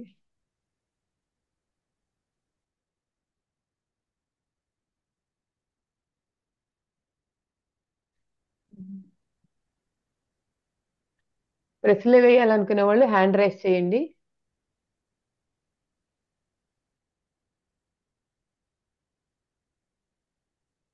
హ్యాండ్ రైస్ ఎలాగా?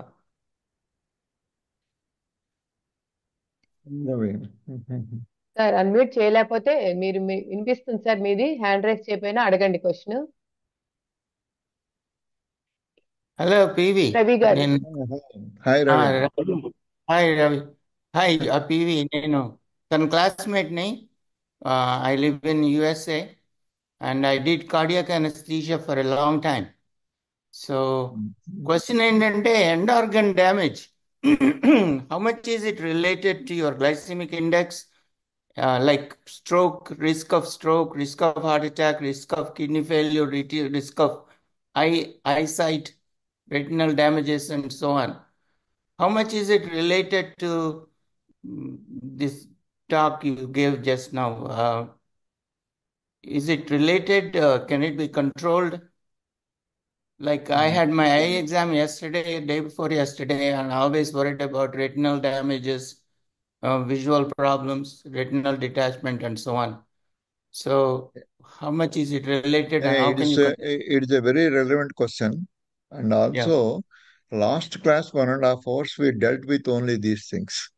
There is how the advanced glycemic end products, how they are going to cause the end organ damage.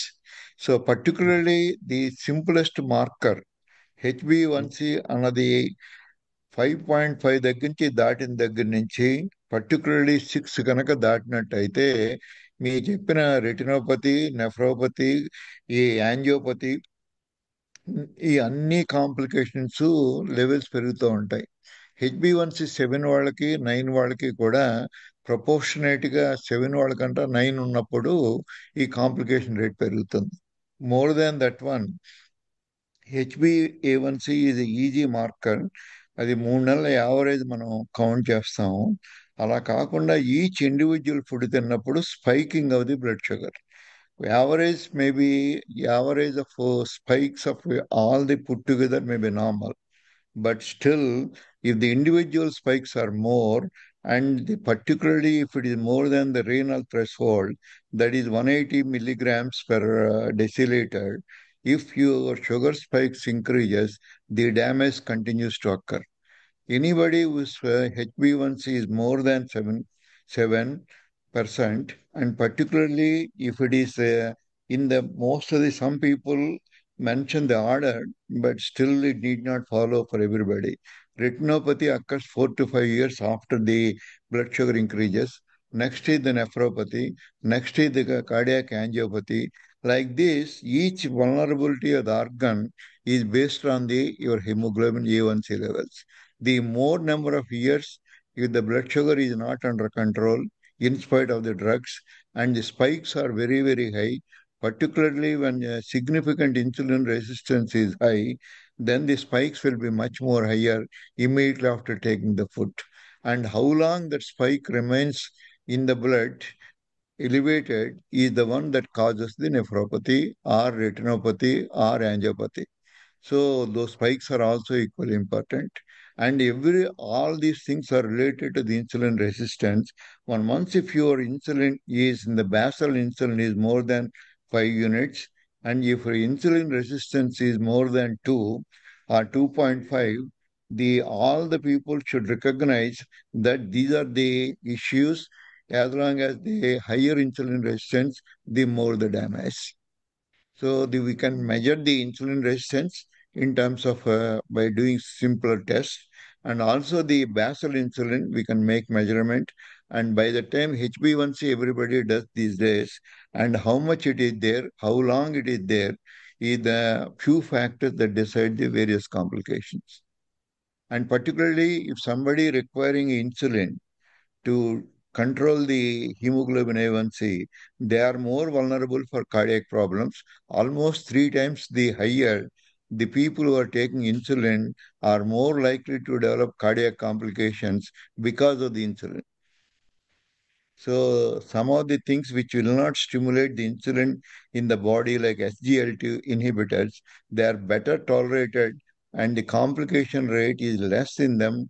Among the people who are using SGLT inhibitors, it is almost like a cardiac protective drug. Insulin is the more harmful. The more amount of insulin somebody is taking, more number of insulin they're requiring to control their blood sugar, the more damage can occur to the heart. Thank you. Is there any correlation between which organ is affected in each individual? Some people have stroke, some people have heart attack, some people have kidney problems. Is there any correlation between, or is it genetic thing that makes you vulnerable? There are some genetics do play for the individual organs, but definitely all these things are blood vessels are involved. The diabetes is equal to the vascular angiopathy. All these complications, whether retinopathy or neuropathy or heart complications, these are all because of the development of the damage to the vascular endothelium. So the excess amount of the blood sugar, that is the one which produces the even cholesterol, the small dense LDL cholesterol, almost like a diabetics, they carry the risk of 4 to 6 times more than the non-diabetics to develop a heart attack. And all these things are resultant of the vascular angiopathy, the either nephropathy or retinopathy or the angiopathy or peripheral vascular disease. Everything is related to the blood vessels. Yeah. So one should be controlling the blood sugar, the spikes not to have. Even an average blood sugar should be less than your hemoglobin A1C, around 5.5 to the 6. Anything more than that, these days most of the diabetic people recommend up to 7 is okay, but that is not, in my view, is right, and we have to reduce it to the around 5.5. Then the complication rates are less, apart from the genetics. సరే, ఈ కార్డియాలజిస్టులు ఎందుకు SGLT2 ఇన్హిబిటర్లు ఎక్కువగా recommend చేస్తున్నారు? Actually మీకు SGLT ఇన్హిబిటర్లు already they have studies that it will increase the LDL. Okay. మన కీటోలో It is ఎలాగో not the అట్లాగే question. LDL కూడా. Yeah, and the one most more thing important. Is, మనం ఏదైతే రేనల్ గ్లూకోజ్ థ్రెషోల్డ్ పెంచినప్పుడు ఆల్రెడీ మనకి బ్లడ్ షుగర్స్ ఎక్కువ ఉన్నప్పుడు రేనల్ థ్రెషోల్డ్ అనే ఒక మెకానిజం యాక్టివేట్ అవుతుంది. అందుకే మనకి యూరిన్ లో గ్లూకోజ్ సెన్స్ అవుతుంది కదా. మరి అటువంటిప్పుడు మీరు ఇంకా SGLT2 ఇన్హిబిటర్లు వేసి ఇంకా రేనల్ థ్రెషోల్డ్ మళ్ళీ 90కి డ్రాప్ చేసేస్తే రేపు లాంగ్ టర్మ్ కాంప్లికేషన్స్ ఎలా ఉంటాయో స్టడీస్ లేవు. దాని ఎమ్మటి ఎందుకు కార్డియాలజిస్టులు ఎక్కువ పడుతున్నారు? The cardiac protective, independent of the blood sugar, SGLT2 inhibitors have got independent protective effect on the heart. One. Second thing is SGLT2 inhibitors చేయడం వల్ల మన renal threshold సోడియం రిటెన్షన్ ఉంచుకోకుండా వదిలేస్తుంది అనేది ఒకటి కార్డియో ప్రొడక్ట్ అనుకుంటే, అట్లాగా మనం డైయూరిటిక్స్ వాడుకుంటే సరిపోద్ది కదా. ఆల్రెడీ ప్రూవ్ అండ్ డైయూరిటిక్స్ చాలా ఉన్నాయి. Diuretics, actually, there is a wrong thinking. By doing diuretics, not only sodium, we lose so many other electrolytes, particularly potassium and other things, and magnesium. That itself increase long-term usage of diuretics, increase the hypertension. మనం inhibit చేసినా కూడా same sodium loss వెళ్ళిపోతుంది. No. It's not the sodium loss. The extra amount of the sodium is not retained. Sodium loss is something different. The diuretic effect of the diuretics increase the sodium loss and disrupt the electrolytes, whereas the SGLT2 inhibitors, they prevent the loss, and also they maintain the normal sodium osmolality. That is how it restores the most of the function. Renal exertion పెరుగుతుంది. So renal ఎందుకు పెరుగుతుందంటే అంతకుముందు ఎక్కువ retain అయింది కాబట్టి పెరుగుతుంది. SGLT2 inhibitors అవన్నీ ఎక్స్ట్రాగా ఏం పెంచవు, అవి ఎంత అవసరం అంత ఉంచుతాయి అవి. మీకు ఇండస్ట్రియల్ సోడియం అబ్జార్ప్షన్ కూడా SGLT2 ట్రాన్స్పోర్టర్ మనం నాక్ చేస్తే ఈవెన్ అబ్జార్ప్షన్ కూడా తగ్గిపోతుంది, సోడియం అబ్జార్ప్షన్ తగ్గిపోతుంది. మీరు అంత మైన్యూట్ డీటెయిల్స్ మీకు కావాలంటే మీ ఇంకా వేరే క్లాస్ లో చెప్తాను నేను. SGLT2 inhibitors, how it is going to act and how it is a cardioprotective, and also in general that is not the best philosophy what we are saying. SGLT2 inhibitors అందరినీ వాడమని నేను చెప్పట్లేదు. ఉన్న వాటిలో విపరీతంగా పెరుగుతున్నాయండి, ఎందుకంటే ఆల్రెడీ డయాబెటిక్ వల్ల యూటీఐలు పెరుగుతున్నాయి. ఎవరు మాట్లాడుతున్నారో నాకు తెలియదు కానీ please listen to me when I am answering, and that is not the way to cut short the answers, that one. If you don't have that much of a patience, I can't help it much. So please listen. When you ask a question, when I'm giving an answer, please listen. There's no point in cross-questioning in between. You have got enough time to ask when I'm at the end of that. So the most important thing is there's no need to secrete the SGLT2 inhibitions to prevent the sugars not to rise. If you can cut down the carbohydrates, there's no need for SGLT2 inhibitors. I'm not saying SGLT2 inhibitors are the extraordinary to protect the heart. When you cut down the low carbohydrate, there's no need for SGLT2 inhibitors. Of all the other, compared to the insulin, SGLT2 is better drug. That's what we are saying out of the two bad drugs. Nothing more than that one. Thank you. And one more thing, sir. Do you recommend this lauric acid for this keto diet people? Lauric acid, Lauric acid, coconut oil. Lauric acid is not extraordinary. Actually, doesn't come under the, really speaking, medium chain triglycerides. Lauric acid is the number 12 carbon chains are there in that one. 12 carbon chains, 6, 8 are the better ones. The capric acid and caprolic acid, not the lauric acid. Lauric acid has got some antibiotic properties, and those things will give you, including your teeth protection and gum protection, and by controlling particularly the bacterial inflammation. So in that way, if you want to get the best of the coconut oil, medium chain triglycerides, the C6 and C8 are good, not the other ones. ఎందుకంటే most of the class అంతా కూడా ceramides మీద concentrate చేశారు ఇందాక insulin resistance లో, because this palmitic acid తో పాటు మీకు నెక్స్ట్ లైన్ లో ఉన్నది lauric acid increases ceramide synthesis. Actually అవన్నీ కూడా ఓన్లీ లారిక్ యాసిడ్ ఎవరు రికమెండ్ చేయరు, అసలు ఎవరు తీసుకోరు కూడాను. But coconut oil, once if it is a virgin cold pressed coconut oil, contains more of lauric acid as much as the C6 and C8. The ideal is the best results what we get from a medium chain triglycerides when it is the more component of the C6 and C8. In that way, that is more useful. That's the reason why some of the brain octane oil, they eliminate all the lauric acid from that synthetic product, particularly Dave Asprey's product, that one. And these are the people who are manufacturing only C6 and C8, and that showing a smaller quantity and more effectiveness in that. Lauric acid is there good for like a breast milk that is there, that works like a immunity reactions and also the antibacterial, antiviral property of that. Thank you. ఎందుకంటే most of the people coconut ఎందుకంటే వాళ్ళకు ఒక clarity, ఎందుకంటే ceramides అనేది insulin resistance పెంచుతుంది అనే clarity Yeah, that's what lauric we acid no, we diet have నుంచి బయటకు clearly told ceramide is the lipotoxicity, and ceramide is the one that appears when particularly the insulin is high and you are giving a large quantity of the fat. That combination is the one which produces the ceramide, diacylglycerol. It is sphingolipids, and these are all the ones very, very toxic substance. Ceramide is particularly similarly instead of triglycerol, triacylglycerol, diacylglycerols. These are also equally lipotoxic substances. All these things are going to develop in the presence of inflammatory process, particularly the hypertrophied fat cells produce these ceramide and also DAGs and also the other toxic materials and also the small quantities of the IL-6 and also TNF alpha. Many of these things are produced subclinically. All these things continues to produce insulin resistance. So in that way, all the fats are not great, and particularly the body is the one which converts all the fats, whatever that you take, into the palmitic acid and also C16, C18 chains. These are the ones where the body can store the fat in those forms. So medium chain triglycerides, they will be converted into the ketone bodies quickly, but not in the storage form.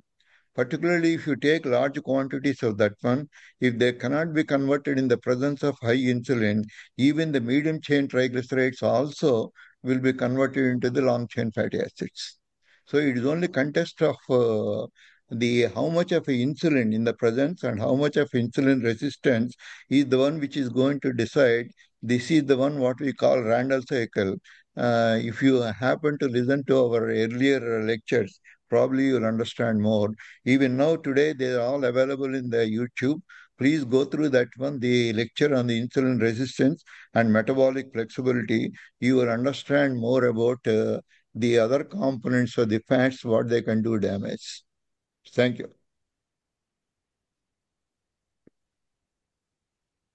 ఇంకా ఏమన్నా ప్రశ్నలు అడుగుతారా అండి ఎవరైనా? ఈ ceramide yeah go Even head Ceramide, branched yeah, chain please. amino acids can trigger the insulin production, sir. ఏమండి? Even No, branched chain amino acid, especially leucine, triggers the no, insulin production too. no, it won't. It won't. The branch amino acid, particularly leucine, that is the one in the presence of mTOR pathway, it can cause some kind of problems.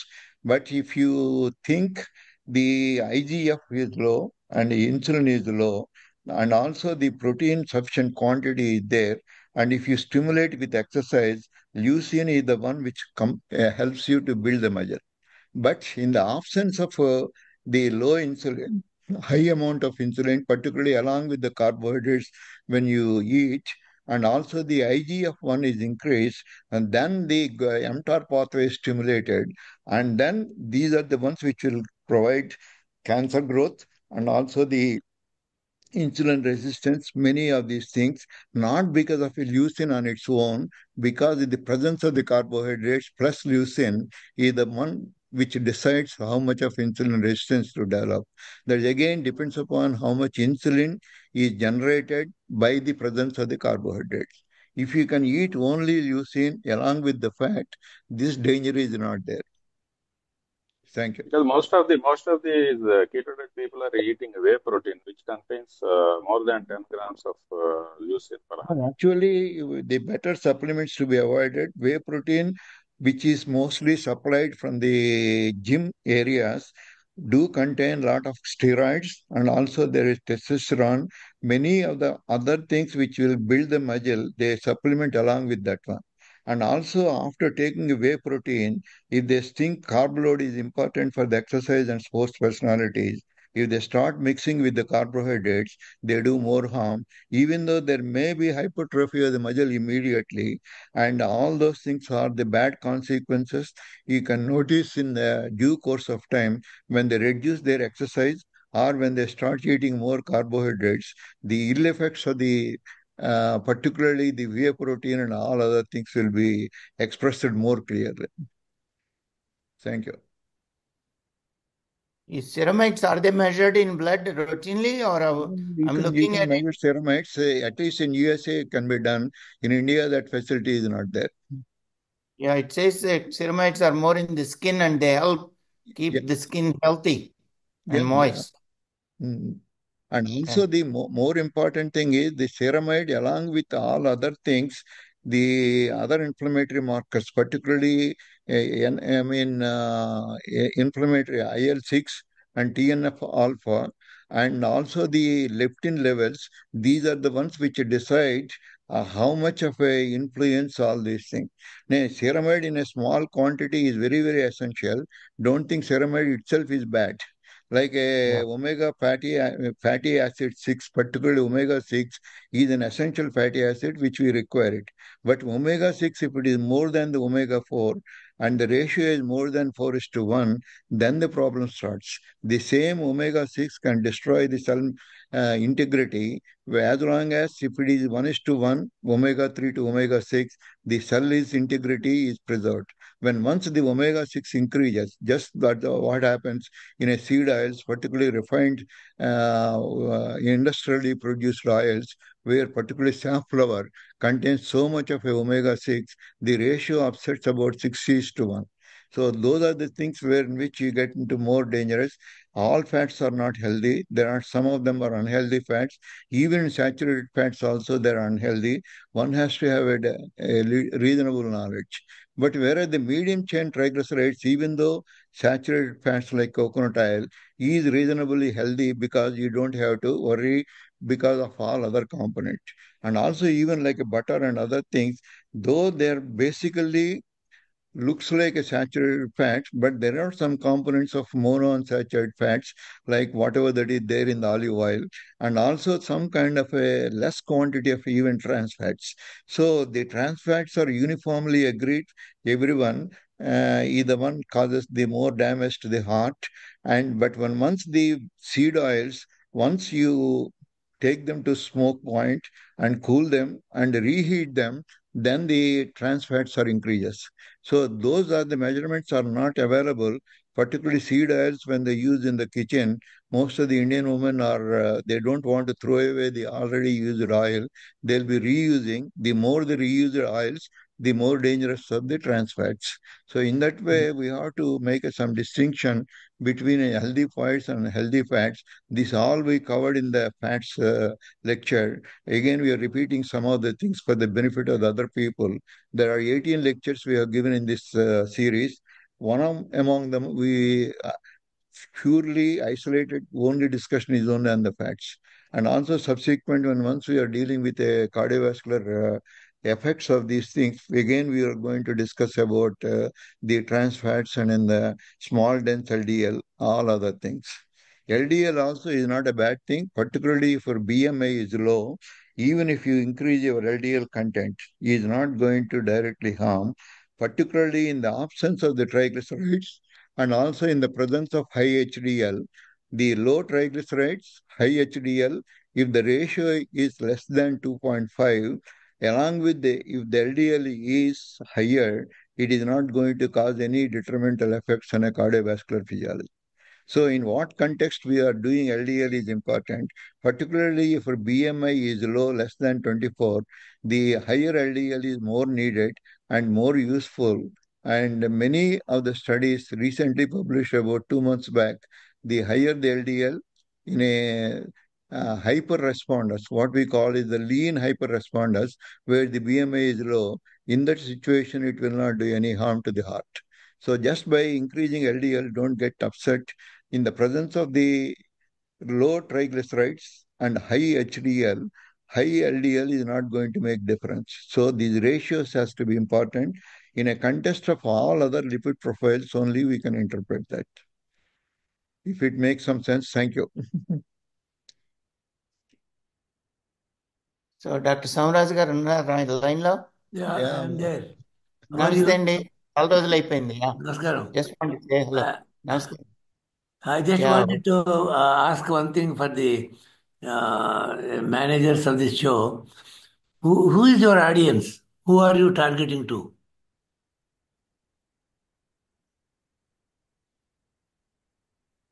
The managers of the show, any of them can answer it.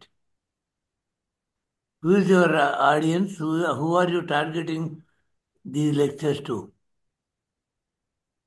On the same line, how many are doctors in this group? We are 4 of us, I know for sure. There will be some, yeah, probably those people may not able to answer. I can answer the same question. This is targeted to the socially awareness.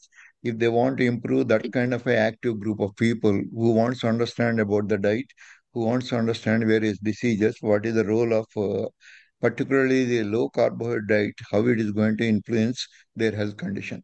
Second is, even if there are many doctors are there in this group, every time they may not be presenting. Some people will have a more knowledge, in-depth knowledge in certain areas. They can also share their knowledge for the benefit of all the people who doesn't have this one.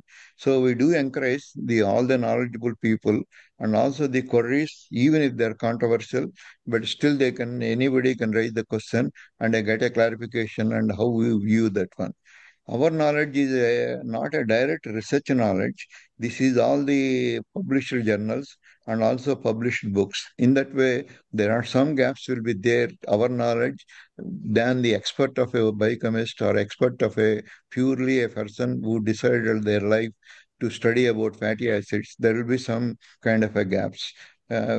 Having said that one, in the given limitations, this is the one what we want to propagate. And a man on the street, if he can understand about the consequences, that is good enough so that he can avoid the major risk factors for the more 4 diseases. One is obesity, 2 is the hypertension, 3 is the cardiovascular disease in general, and 4th is the cancer, and lastly the neurodegenerative disorders. So these aspects we want to stress because these are the major killers in a given society. These are the 4 horsemen. They kill the most of the people. Apart from the non-communicable diseases, if you isolate, these are the 4 in that one. So in that way, we want to improve the knowledge on those 4 areas for a man on the street. And most of the mainstream people are not giving enough knowledge about this one to the people because of their busy occupation or because of their concepts what they developed over the period of years. So with these limitations, the school runs. Thank you.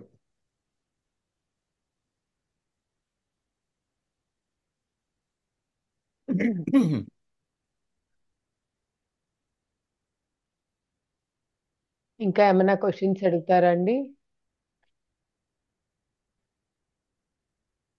Sir నాదొక చిన్న question. అంటే మన insulin resistance అనేది craft test ద్వారానే తెలుసుకుంటామా sir? దానికి ఇంకా విడిగా ఏమైనా టెస్ట్ ఉందా?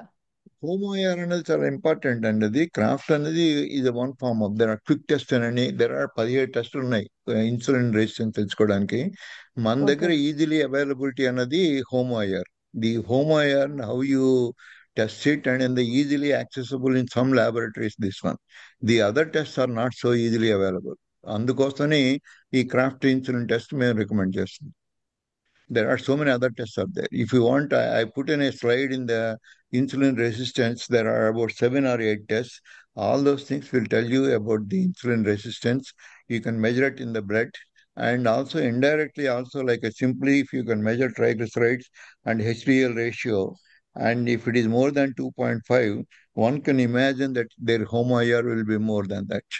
So even like that, if somebody's truncal obesity more than 2.5, the 35 in a female or a 40 inches in a male indicates that one they've got insulin resistance 95% of the times. Unless they've got some pituitary problem or some other issues, they are the ones which are normally respond, and in the craft insulin test, we will be able to identify them. Similarly, thyroid, similarly pituitary, similarly adrenal corticosteroids. All these things have got influence on all these things. And any kind of a sleep disorders, any chronic inflammatory stages, these are the ones which are going to reflect in the absence of the insulin resistance. These are the issues where we have to go into more in depth and find out how it is influencing their particular diseases. So ఆ విధంగా మేము వీటిలో ఎక్కువ step wise will be increasing the investigations. All the investigations were not done on a day one.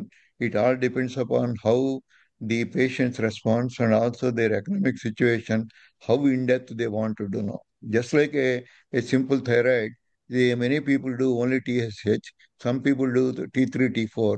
And if the issues are persistent, probably I have to do even a TPO antibodies, and also I have to do reverse T3 and many other tests which normally most of the laboratories don't undertake. So it all depends upon individual problem and at what intensity we are not able to address by knowing the insulin resistance. Then stepwise we can keep on increasing those things. Thank you. Can you briefly describe this insulin resistance test is different from glucose tolerance test, right? Yeah, it is entirely different. Glucose tolerance is important. Unfortunately, with HbA1c, nobody is doing a glucose tolerance test these days. It is a glucose tolerance test plus insulin estimation, along with the 4 samples or 5 samples. So we will be titrating how much insulin is required to neutralize the raised blood sugar after 75 grams of oral provocation. The most important thing is even the unfortunately HbA1c or a random blood sugar is not sufficient enough to establish a diabetes diagnosis. You have to do the really to confirm the diabetes, you have to do oral glucose tolerance test.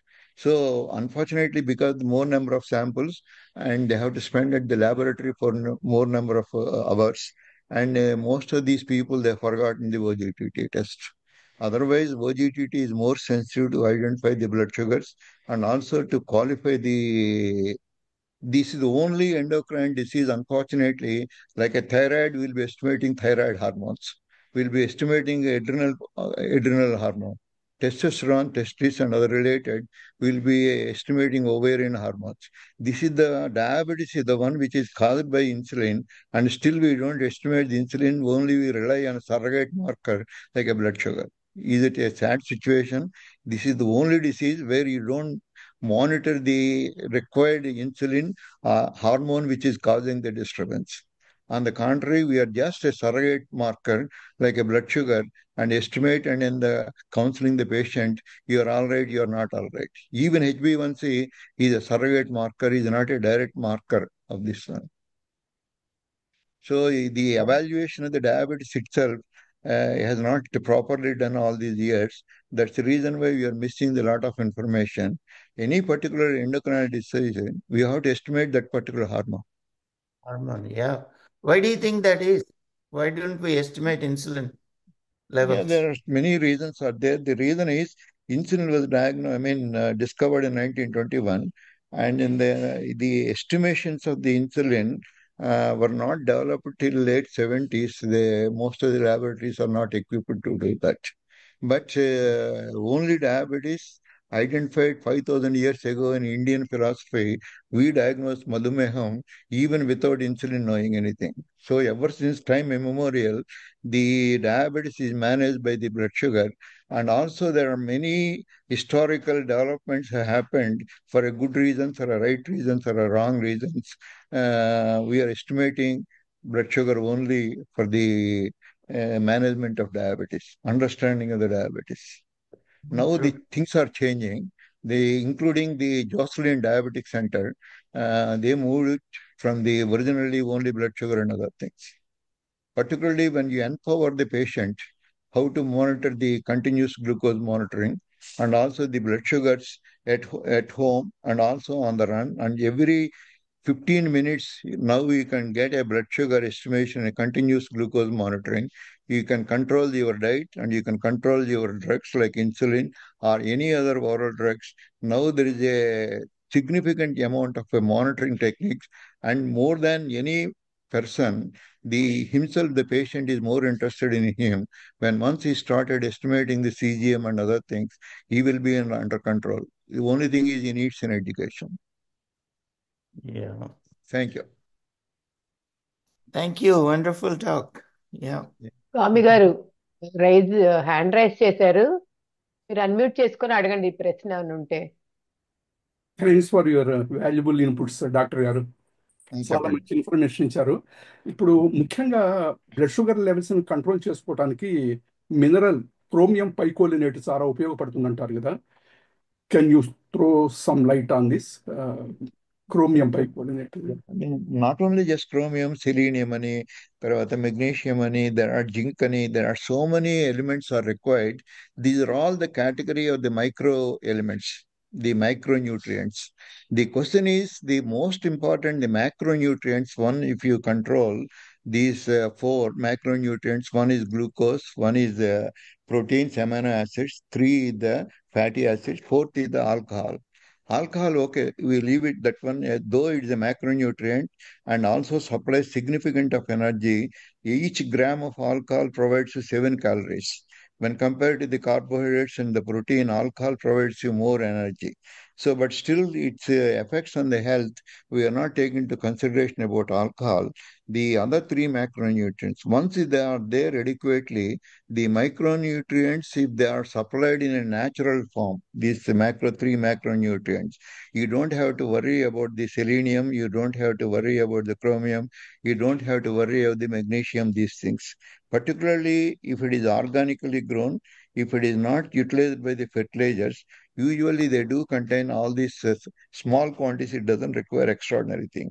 And these days, like a ThyroCare and many other things, they estimate this one. And in case if you found something about deficient a particular mineral, probably we can take supplements. Otherwise, no need for any supplements separately to take a zinc or selenium or a magnesium and etc., chromium and other things. They are all along with the macronutrients, particularly like egg is a total food, what we call like a milk of a animal milk contains most of these things that are required for a human growth. That's what we did for 2.5 million years without knowing a selenium, without knowing chromium, without knowing zinc. The people lived strong enough, though they had other diseases, but in general they all survived without this kind of problems what we are facing.